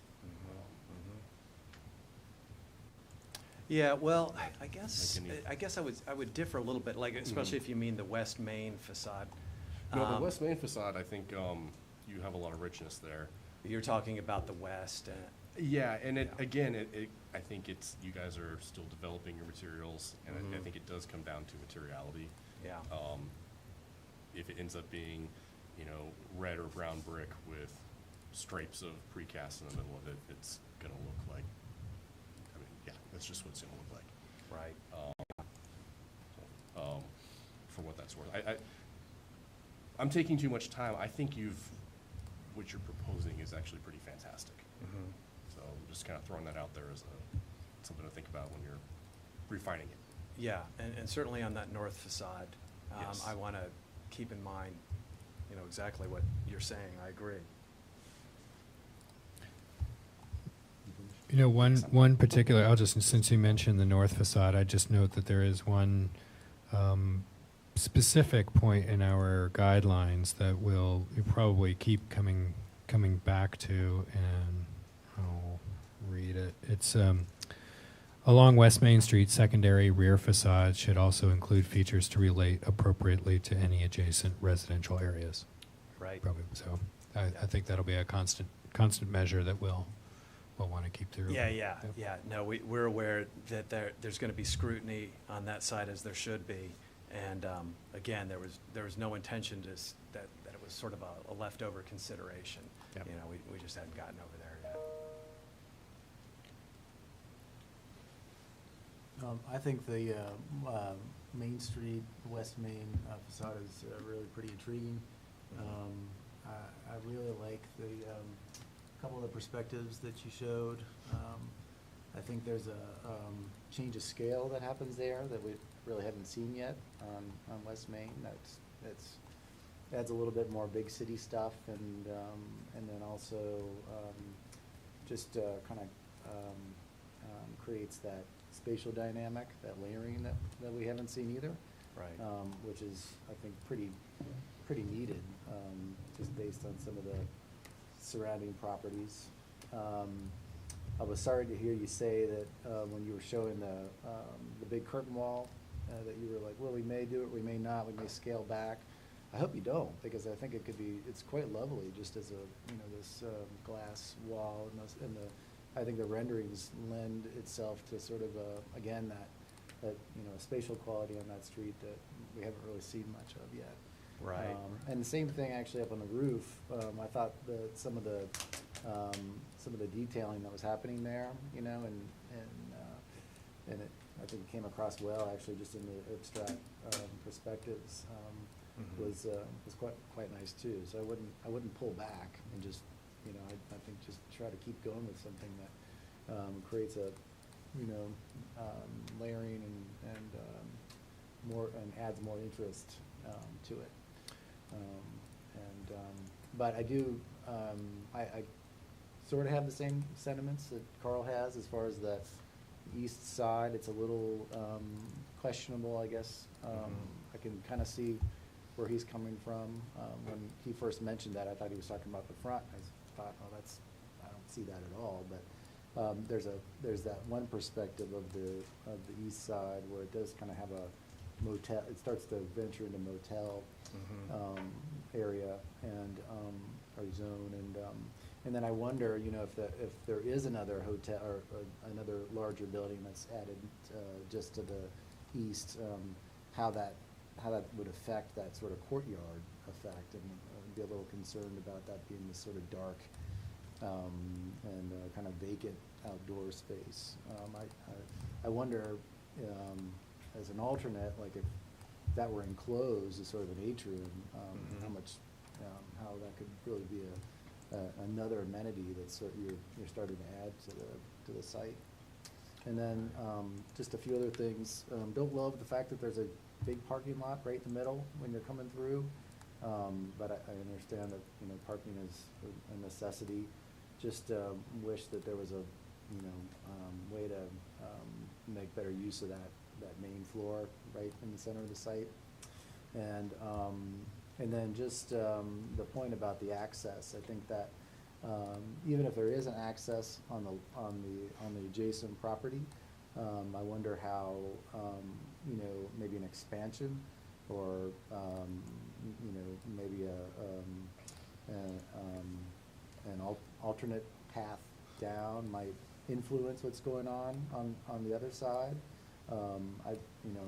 Whether it's a kind of a more narrow, kind of a cobblestone path that happens through there, or maybe it's a wider kind of a berth that happens. I'd love to see some kind of a, more visible or just a more interesting opening between the buildings that starts to create that connection that I think a lot of people are looking for, especially with some of the comments that have come in. Certainly that we all know that the whole site should be looked at kind of inclusively, and so I'd actually, in some of these site plans, like to see a little bit broader scope and understand kind of where the solids are behind, and kind of maybe what's out in front. That might be a helpful Right. diagram. Right, expand the site plan a bit as well as the section, sure. Yeah. Yeah. Mm-hmm.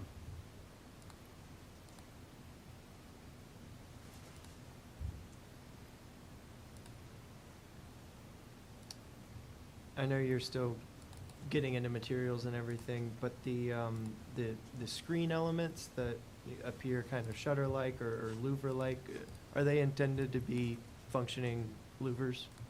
Those, I'm glad you brought those up. What we're exploring right now with the owner instead of having the, what do they call, the P-TAC sort of unit you usually see underneath a window at a hotel, this would be a VRP unit that is in a closet, and it needs to have venting outside. And so we were imagining how we could create some sort of custom louver in a way, that's not a sort of a standard one, and that would allow some exchange of air there, and also kind of relate to the tall windows and size that we're showing on either side. But yeah, more detailing and realization of what that would be like is to come. I would echo some of the other comments about the south facade on West Main Street. I think has been articulated pretty well, and I think a lot of that goes from having the different layers and the steps and the different layers of porosity. And I think that the courtyard space could be really interesting, and is not really a space I think we see often in the city. I think the historical hotel precedents that you have are really interesting, and I think a lot of the success of that courtyard would come down to the detailing and how those balconies, the railing, the columns kind of all come together. And I appreciate the idea of the mural along what, without a mural, feels like a pretty blank canvas. And I think, as others have stated, kind of on the west facade and on the north facade, that some of those, I know you're up against the easement on the north, but if you could try to get some of those layers of porosity in that facade, or something to break it down so it's not the full blank one, I think that would go a long way.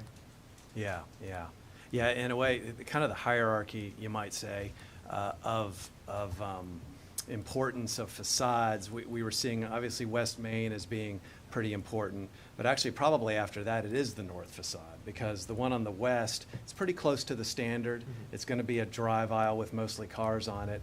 From the street, you're usually just going to get a kind of an intensely foreshortened view of it anyway. Now the east side's a little more interesting because for some long period of time it could be pretty visible, but may be completely covered later. I'd like to add a couple of thoughts on that. I do think that the project really does a number of things that are both in keeping with our guidelines, but I think address some of the challenges of these large-scale buildings on West Main Street.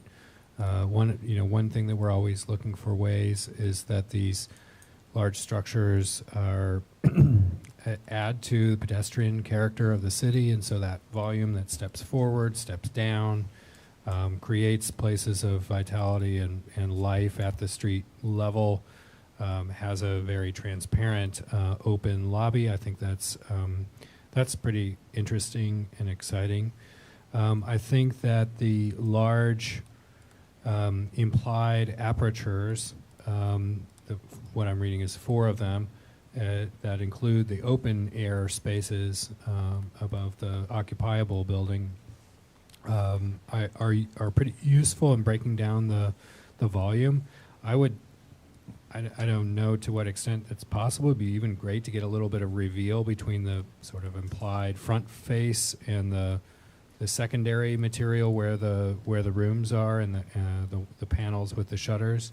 I don't know if it, but I think that technique of implying that volume is helpful in breaking down the mass of the building, which is something we're concerned about.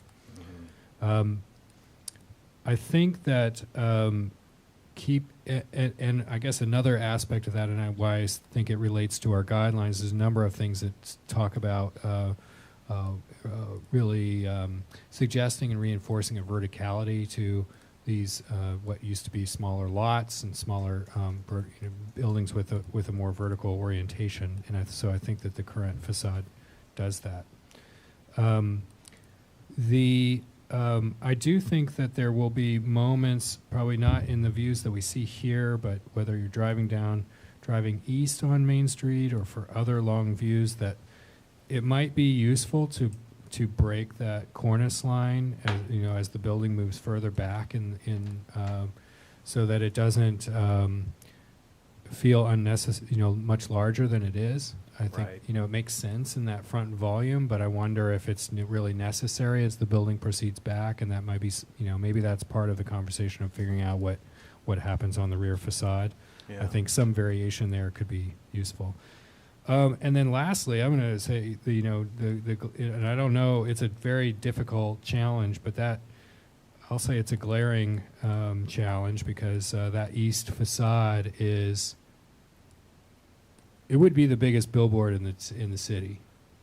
All right. I mean, it is, as someone who drives down Main Street at 7:55 every morning, that is going to be a bright facade in the eastern light. And because of the bridge being there and nothing in that, it's something that you come across, you approach for some time. It is a really large face, and it's really difficult. I don't know what the answer is, but Right. I guess you have to prepare for it being open, but knowing, you know, also not spend a lot of money because it may be concealed, but it's a Yeah. challenge. It is, and we talked about and are really still weighing a lot of options, but, you know, do we want to kind of articulate the exterior faces somewhat, have recesses, use some kind of masonry and patterns that are interesting, but then to what extent do we want to spend money on something that could be concealed within 5 or 10 years, you know? Right. Yeah. And the way that this town goes, you know, the better you make it look, the more certain we'll get a building Yeah. proposal next year, and yet otherwise, you know, it could be 30 years before we see something. Right. I wonder if, I don't know, this might get into the signage thing, but I wonder if there's an opportunity for almost a rotating art exhibit that's in a banner form or something. But, Right. since I've got the mic, I'll just add in, I like, you've got a lot of what I'll call pergola motifs, like the courtyard and the canopy out front, and I really like the shadows that those play, and in the rooftop also.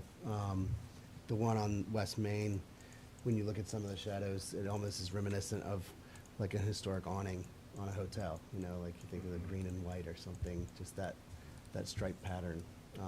So I just think that's pretty successful. So. Thanks. I would probably have less to say, but I do like the notion of a possible atrium as a way of having that courtyard preserved. Should another building come up, I don't know if that's a possibility, but I cannot remember the name of it, but the hotel by the Jefferson, they're having basically a sort of courtyard covered, putting in. Yeah. Anyway, we just approved it, but anyway, I can't remember it.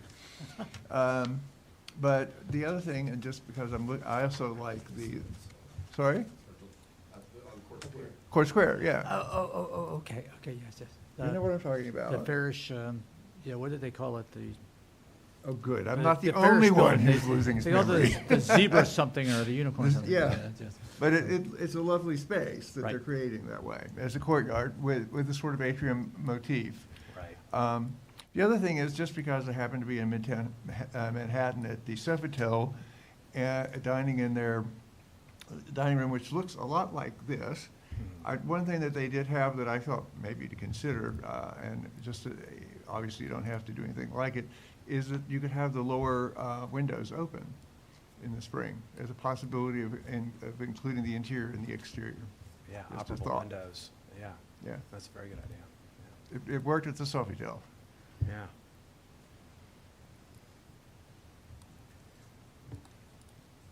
Would there be, on the piece that bumps out towards Main Street, would that be intended to have an occupiable roof above it? Not at the moment. But, you know, it's possible. The client has been pretty open so far to the potential to have a kind of, you know, a beneficial redundancy of gathering spaces. The way it's located now, you could only open from private rooms onto I that see. space. Yeah, gotcha. Yeah.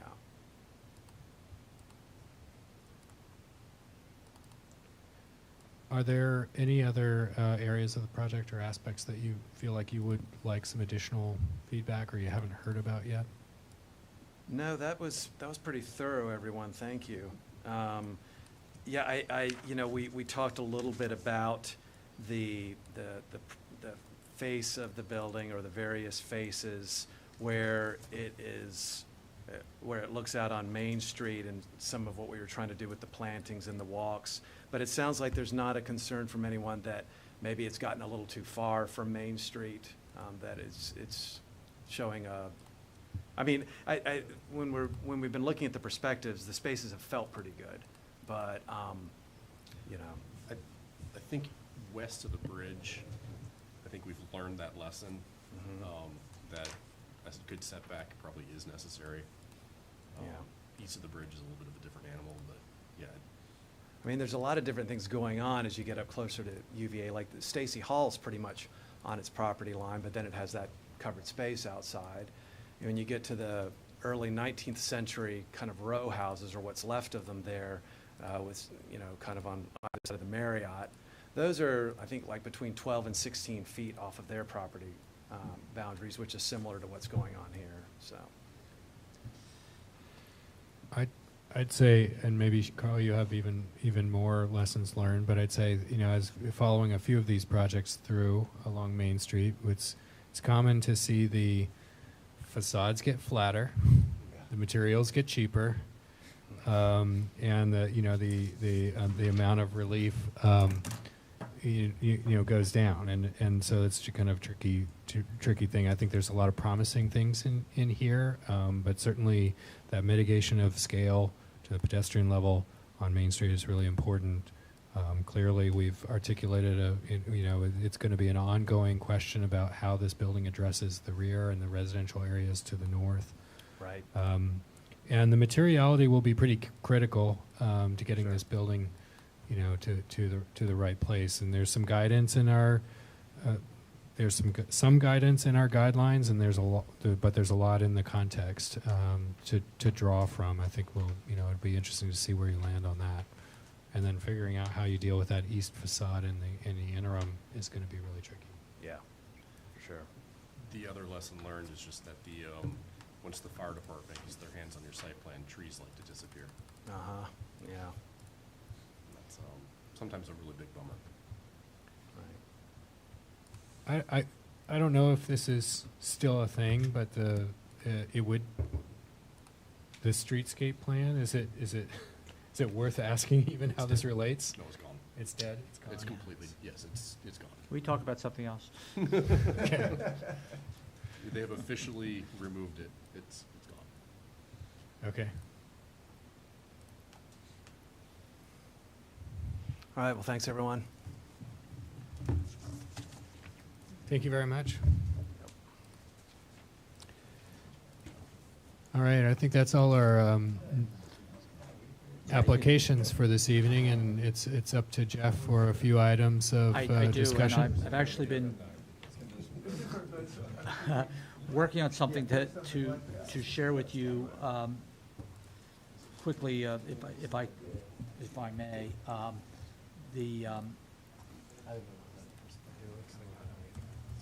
I was just asked a question about the fountains. And Let it flow. Fountain or fountains? Take the fence fountains. away. The fountains. So I want to, I want to be,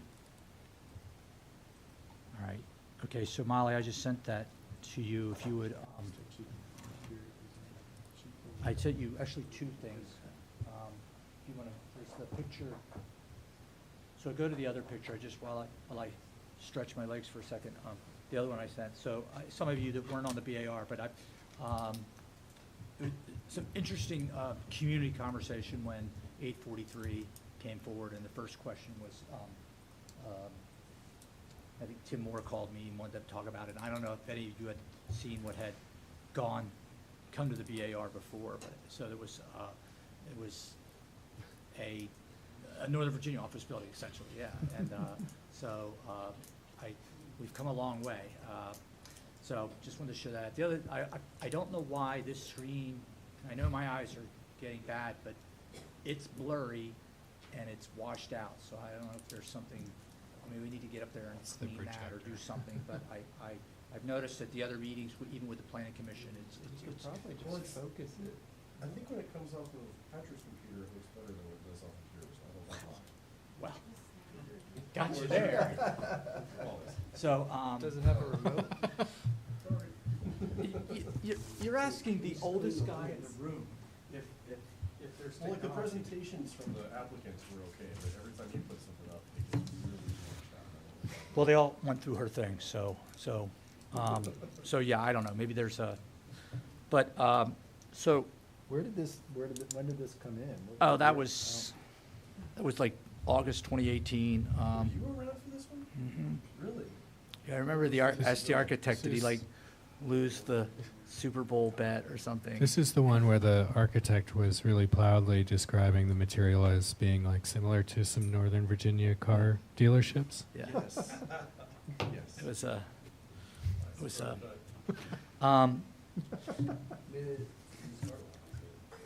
so, He didn't make that connection. West Main Street's gasoline Yeah. area. There's, Tim Moore and I, have some stories about this one, yeah, it was, or not public. so real quick, before I forget to ask, and I'm asking Kevin, but I'm also asking all of you. So Kevin, normally we used to receive hard copies of all the submittals, and during COVID, everybody got really good at looking at it electronically, even me, and I was the hardest head about it. So, but if you would like printed copies, we can always request a set or whichever. I'll bring my computer and Yeah. It's, print the same, yeah. it does, I don't know how. I did my phone a little bit. with, Okay, well, I don't know how. I see some of these guys looking at them on their phone, and it really, you need the big, but if I you don't like to find. look at my phone because it looks like you can be doing something else, so I'd rather do it like everyone else. And But if you find you All need in hard line. copies, we can get them for you. So what, we had talked, I put up the, I just got a question from my boss, trying to find a resolution on the fountains. And this was an idea that was floated last year, but they've kind of given me a little official. There's the photo I was looking for while you all were talking. Go to the third photo, go to Do the, that. skip fast, skip one, Water. two. So there's a photo of a railing, a rather typical railing. There's all kinds of shapes and sizes. This is probably the most minimalist. So go back up. So I was just over there toying around saying, okay, this has been the question. If we put a cafe space railing, and this is from, if they put cafe space railings around there, they can turn these things on. Otherwise, the solution is probably a grate based on, Do that. the, As opposed to a grate? But with a grate, you can walk up and touch it. so. Yes, it is, but. So I'm not, here's the irony is, We're not getting to leave it open the way we'd all like. so I can, were such a good this is a non-permanent, I can approve cafe space railings administratively. I would say that the purpose of the railings is to keep people with drinks in. This is essentially to allow no one in, but it is a means to an end, and it would not be permanent. I would probably go for whatever, I can go through the barriers and find the least obtrusive that we have, and say replicate that. And That will be acceptable? I mean, people can climb through that and whatnot, and they'd be okay well, with that? it's accessibility, ADA accessible in the sense that no one's going to inadvertently fall into that. So- If someone takes the effort, they'll get there, but to prevent that inadvertent, and it's okay for you all to say, Jeff, not fair to ask tonight, but Oh, I still think this is awful. I wonder, but if does it need, if it's not a guardrail, then I think they're admitting that this is not an ADA issue. Someone with a cane will catch that. So if that's the issue, then can it be 18 inches tall, like a garden bed? I know, it's all dumb, but I would say from a, just looking at it myself, just the last few minutes, I guess from the rigidity of, it's not something, if it's a bollard standing by itself that's a corner of two chains coming in, it's easy enough for that to go over. Something rigid like this is not. I don't know. That's just my first thought. Has there ever been the proposal of taking the fence that's built up next to it and pushing it back so that there's a clear, like doing the opposite, making sure there's a clear zone of 3 or 4 feet around the fountain so that, Yes, and I'll leave it at that. That has come up. And I think this is a discussion that's going to be had in the committee that's meeting right now. It's not a decision committee, but it is an ideas committee, and I think it's something that might get floated. So- So the choice is this, grates, or nothing. Plastic orange stuff. Yeah, plastic orange stuff. well, And or pushing the fence back, Sorry? or pushing the existing fences back. That's not what was on offer here. Yeah, and But this I'm is, not, I mean, this is all based on a perceived and assumed risk. Well- No Yes. one has actually ever raised this as a concern well, officially. to other be than your fair, boss. I mean,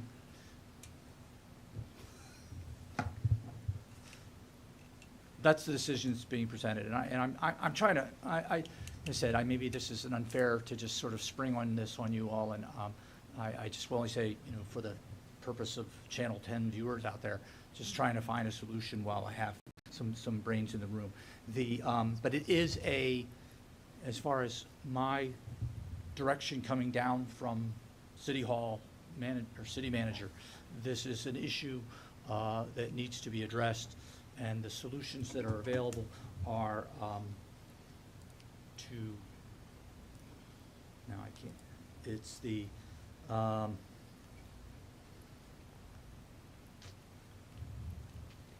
well, yeah, one, the barricades are around to remain in place and the fountains remain off, or they could install grates. The grates would not be anchored into the masonry, allowed to be removed later without requiring repairs to the brick and stone.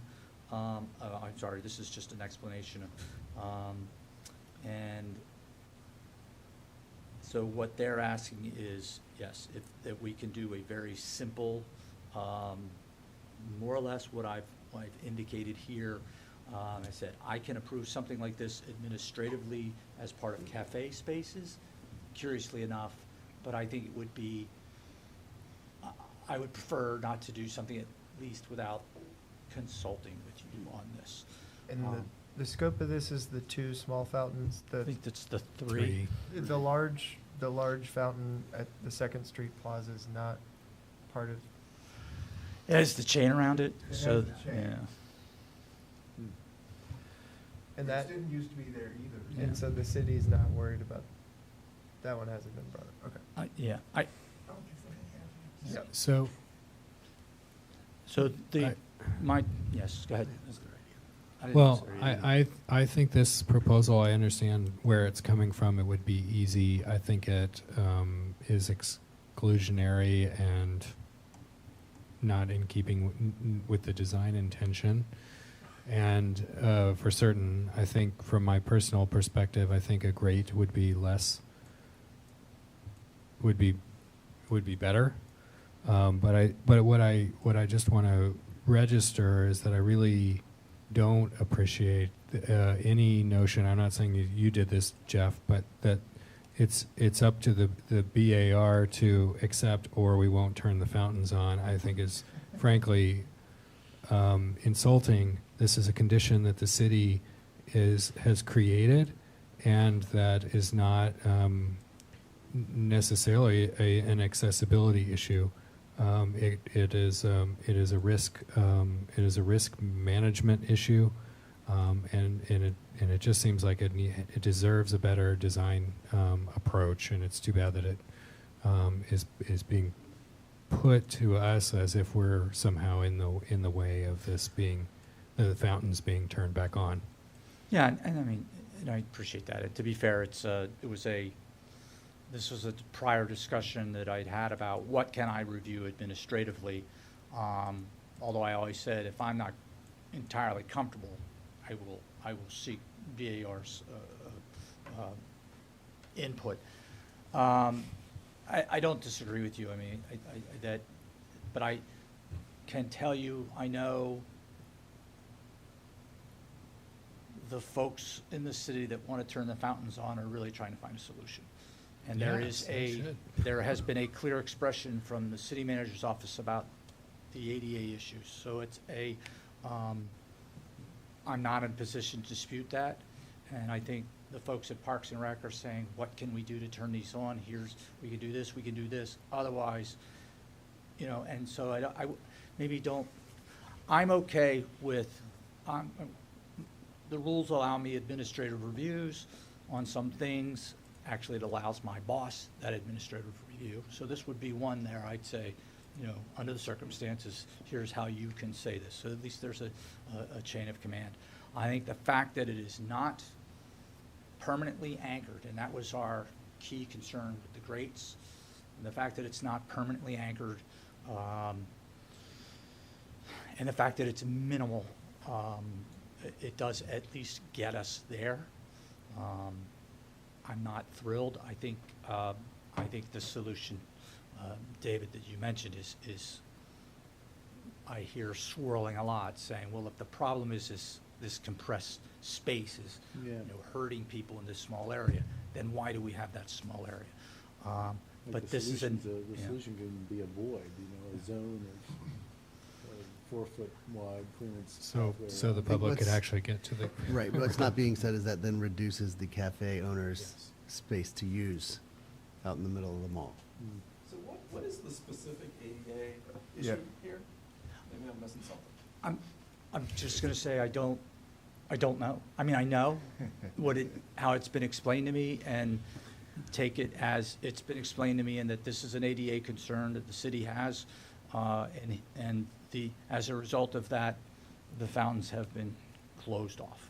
I mean, is it accessibility that we want people with disabilities to be able to get close to the fountain and experience it, or Things you don't want them to fall in. or I to think, fall in? I think it was both from what was communicated to us the first time. Yeah, I mean, I don't know. And then Wasn't that If clear? a chain is working at the big fountain, what bothers me is all the verticals. Yeah. In order for, Could it just be 4 corners with a chain that's just a suggestion? well, that's where, to me, it would be, just in thinking about just,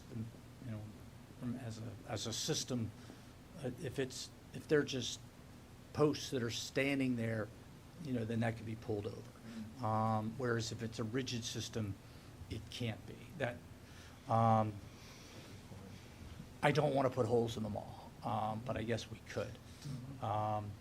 So to me, from my, none of you guys, I mean, I know where most of you all stand off, but none of you threw anything at me, so I know at least it wasn't like, I haven't gone total heresy here, but I think that this is doable.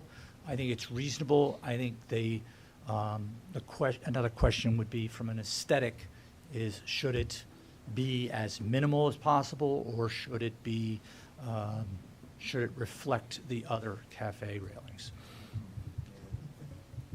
I mean, it'd be more exclusionary than inclusive, but you could envelop the fountain within the cafe seating area. So We already no have done longer- that. It already is. Yeah, I did that in one spot, And is it roped, is it barricaded off yes, inside that? all 3 are, yes. I mean, if it's within the cafe seating area, it's not really in the public path. So I Um, can see where you could It is, well, get around that and it is just still let it be. the public space. It's not a private space. The railing is merely the ABC barrier. So my thought would be is, all right, if this looks just like another railing, and I think about just right over here in front of the Nook where it's almost already so compressed, but, I would discourage that. I think that already the mall has been privatized by those railings, and that the message that those send is that that's not for you unless you're paying to sit here. So using that same language to go around a public amenity like a fountain, to me, is, very good point. Well, plus problem. it's like one step away from Monty Python humor. I mean, it's. Oh, we're already there. Yeah, we're, Yeah, for the record, I wasn't seriously recommending that. Did you say that the grates could be installed without, seems to be, or without putting holes in the bricks or not? they seem to be willing to entertain that. Does that solve the problem that you guys had before? I'm Some of the not- problem at least? It seems like you could create a grate that's like in 4 to 8 pieces that just sort of you lay in, and I don't know if you could lay it under the water, so it just kind of goes If away. you do that, then it won't be keeping people out of it. I know, but But is that, Why we would you don't put care. anything under the water? yeah, but then they can't fall into. They're worried about a tripping hazard. Exactly.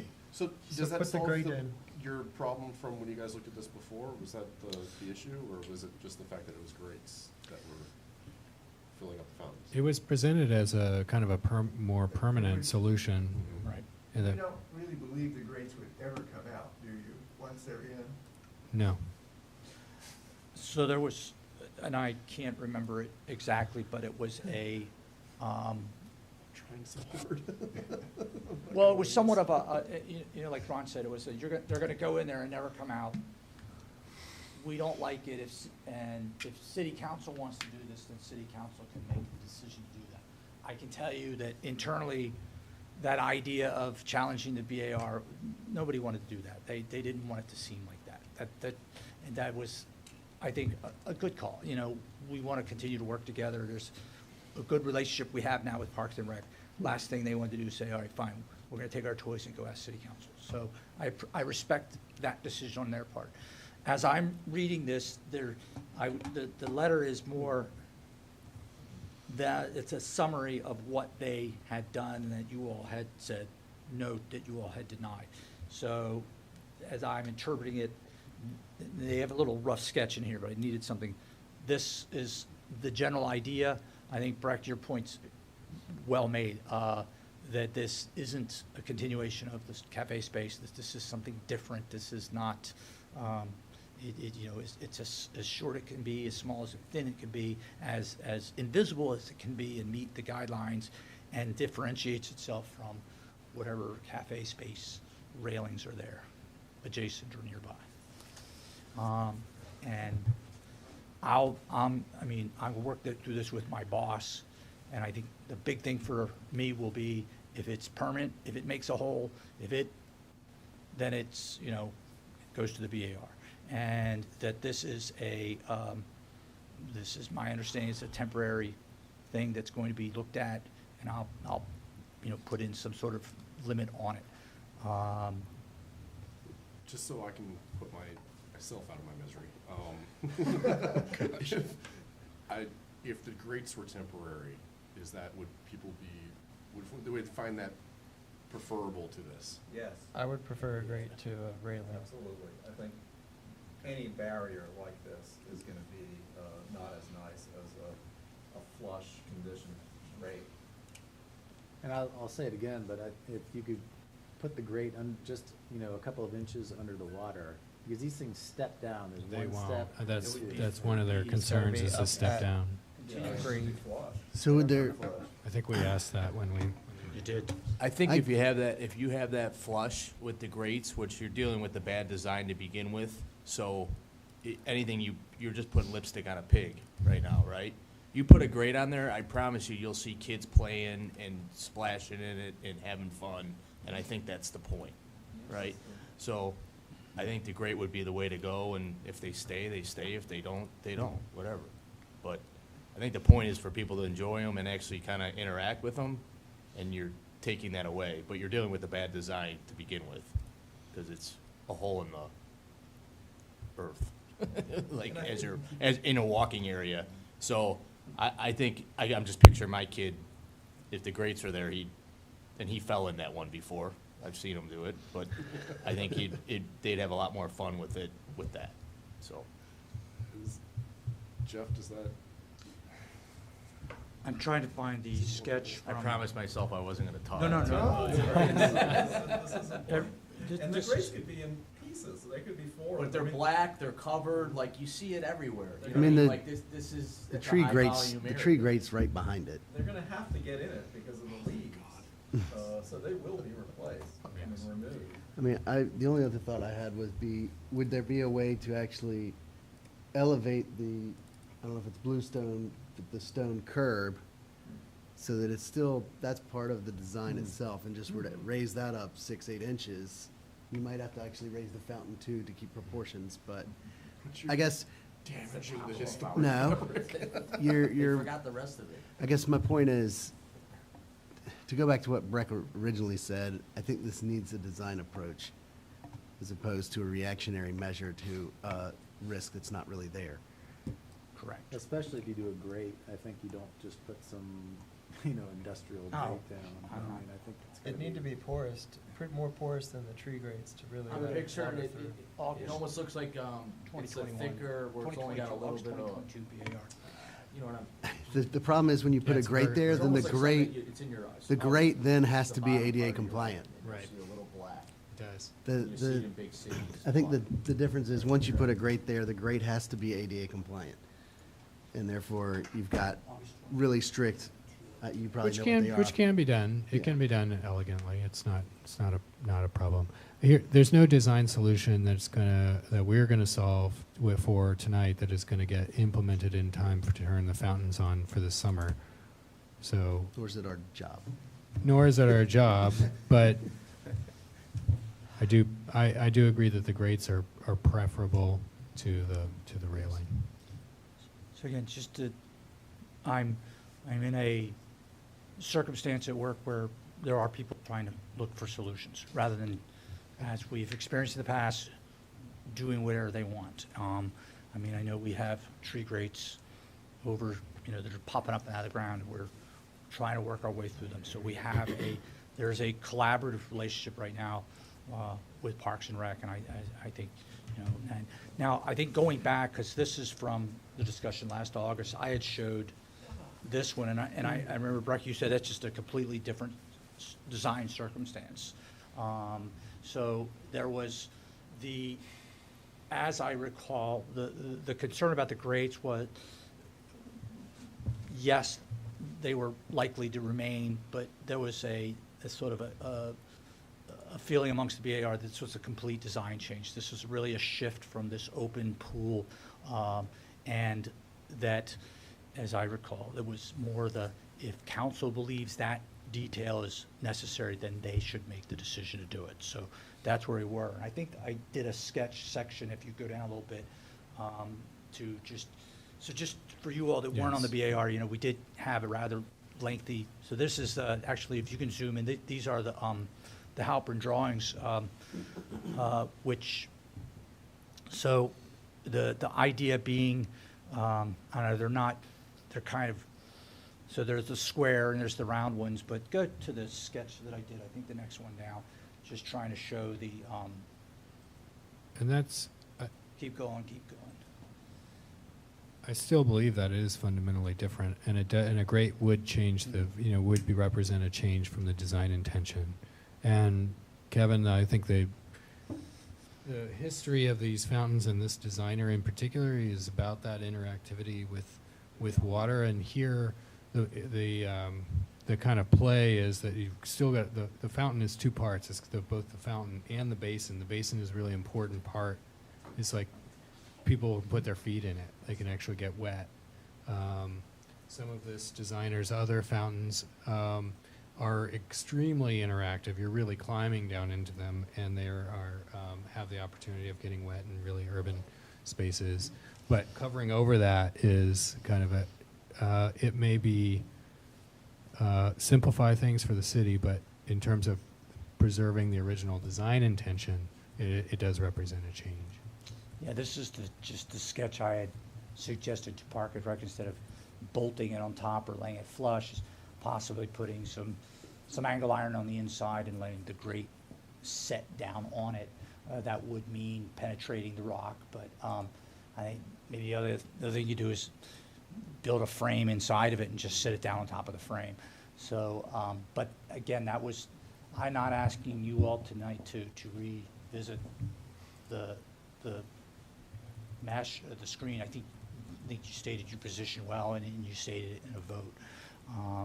So what I'm going to do relatively comfortably is talk to my boss about, this is something that a railing we can approve administratively.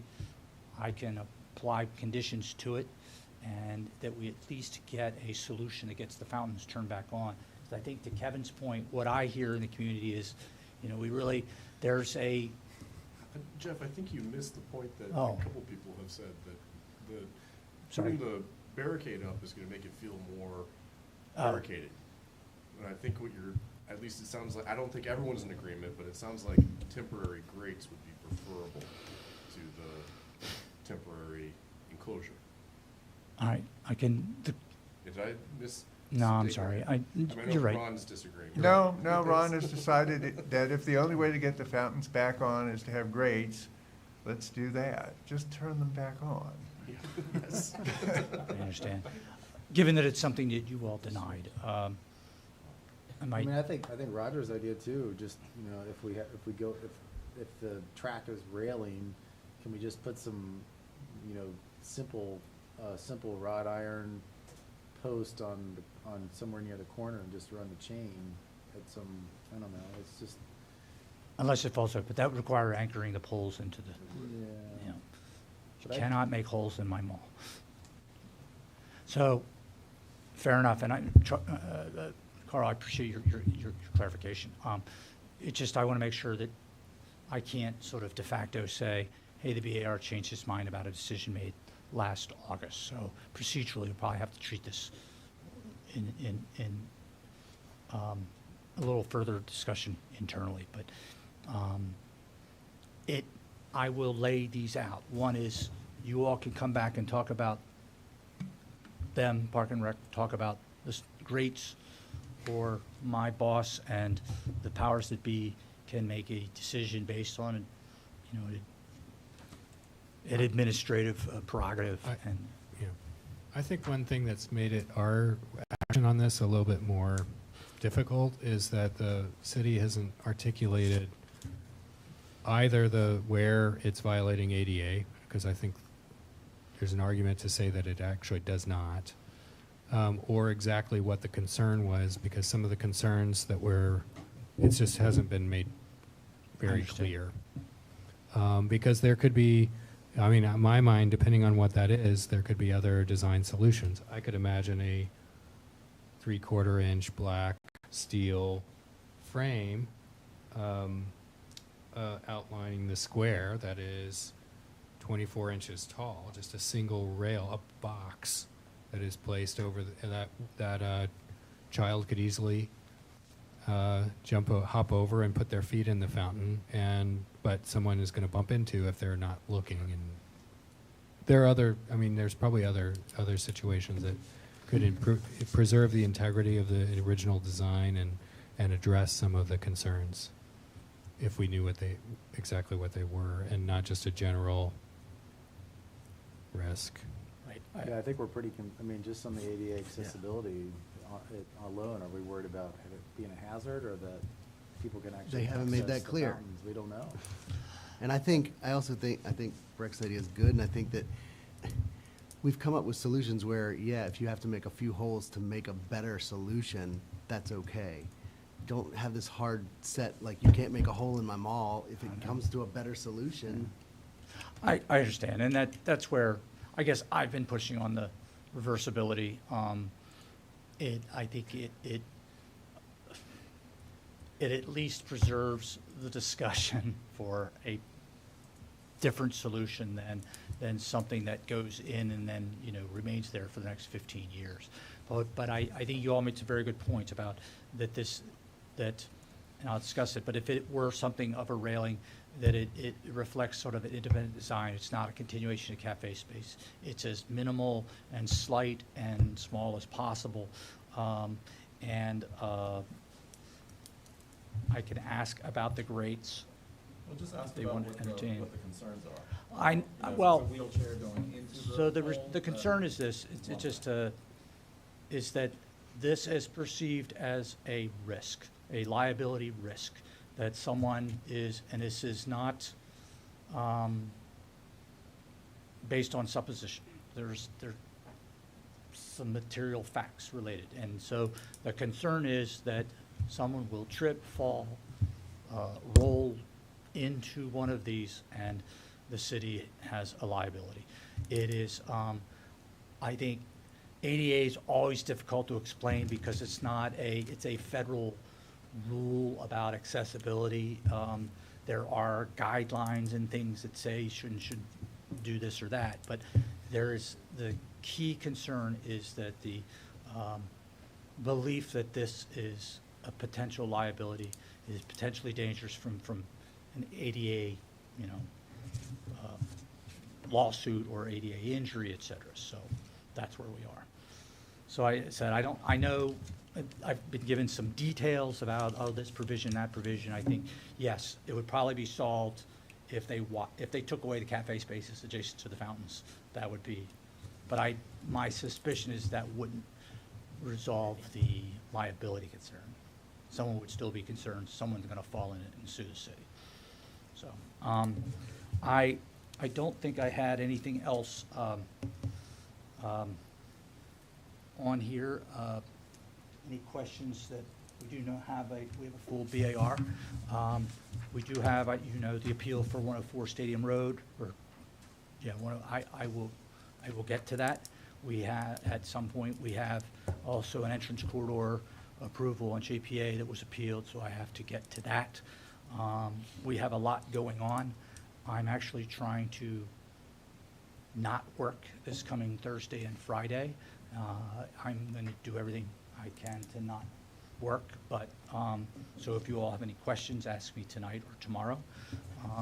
And I wish I could find a way to say the BAR is taking a break for a month, because I need it, but I don't think we're allowed to do that.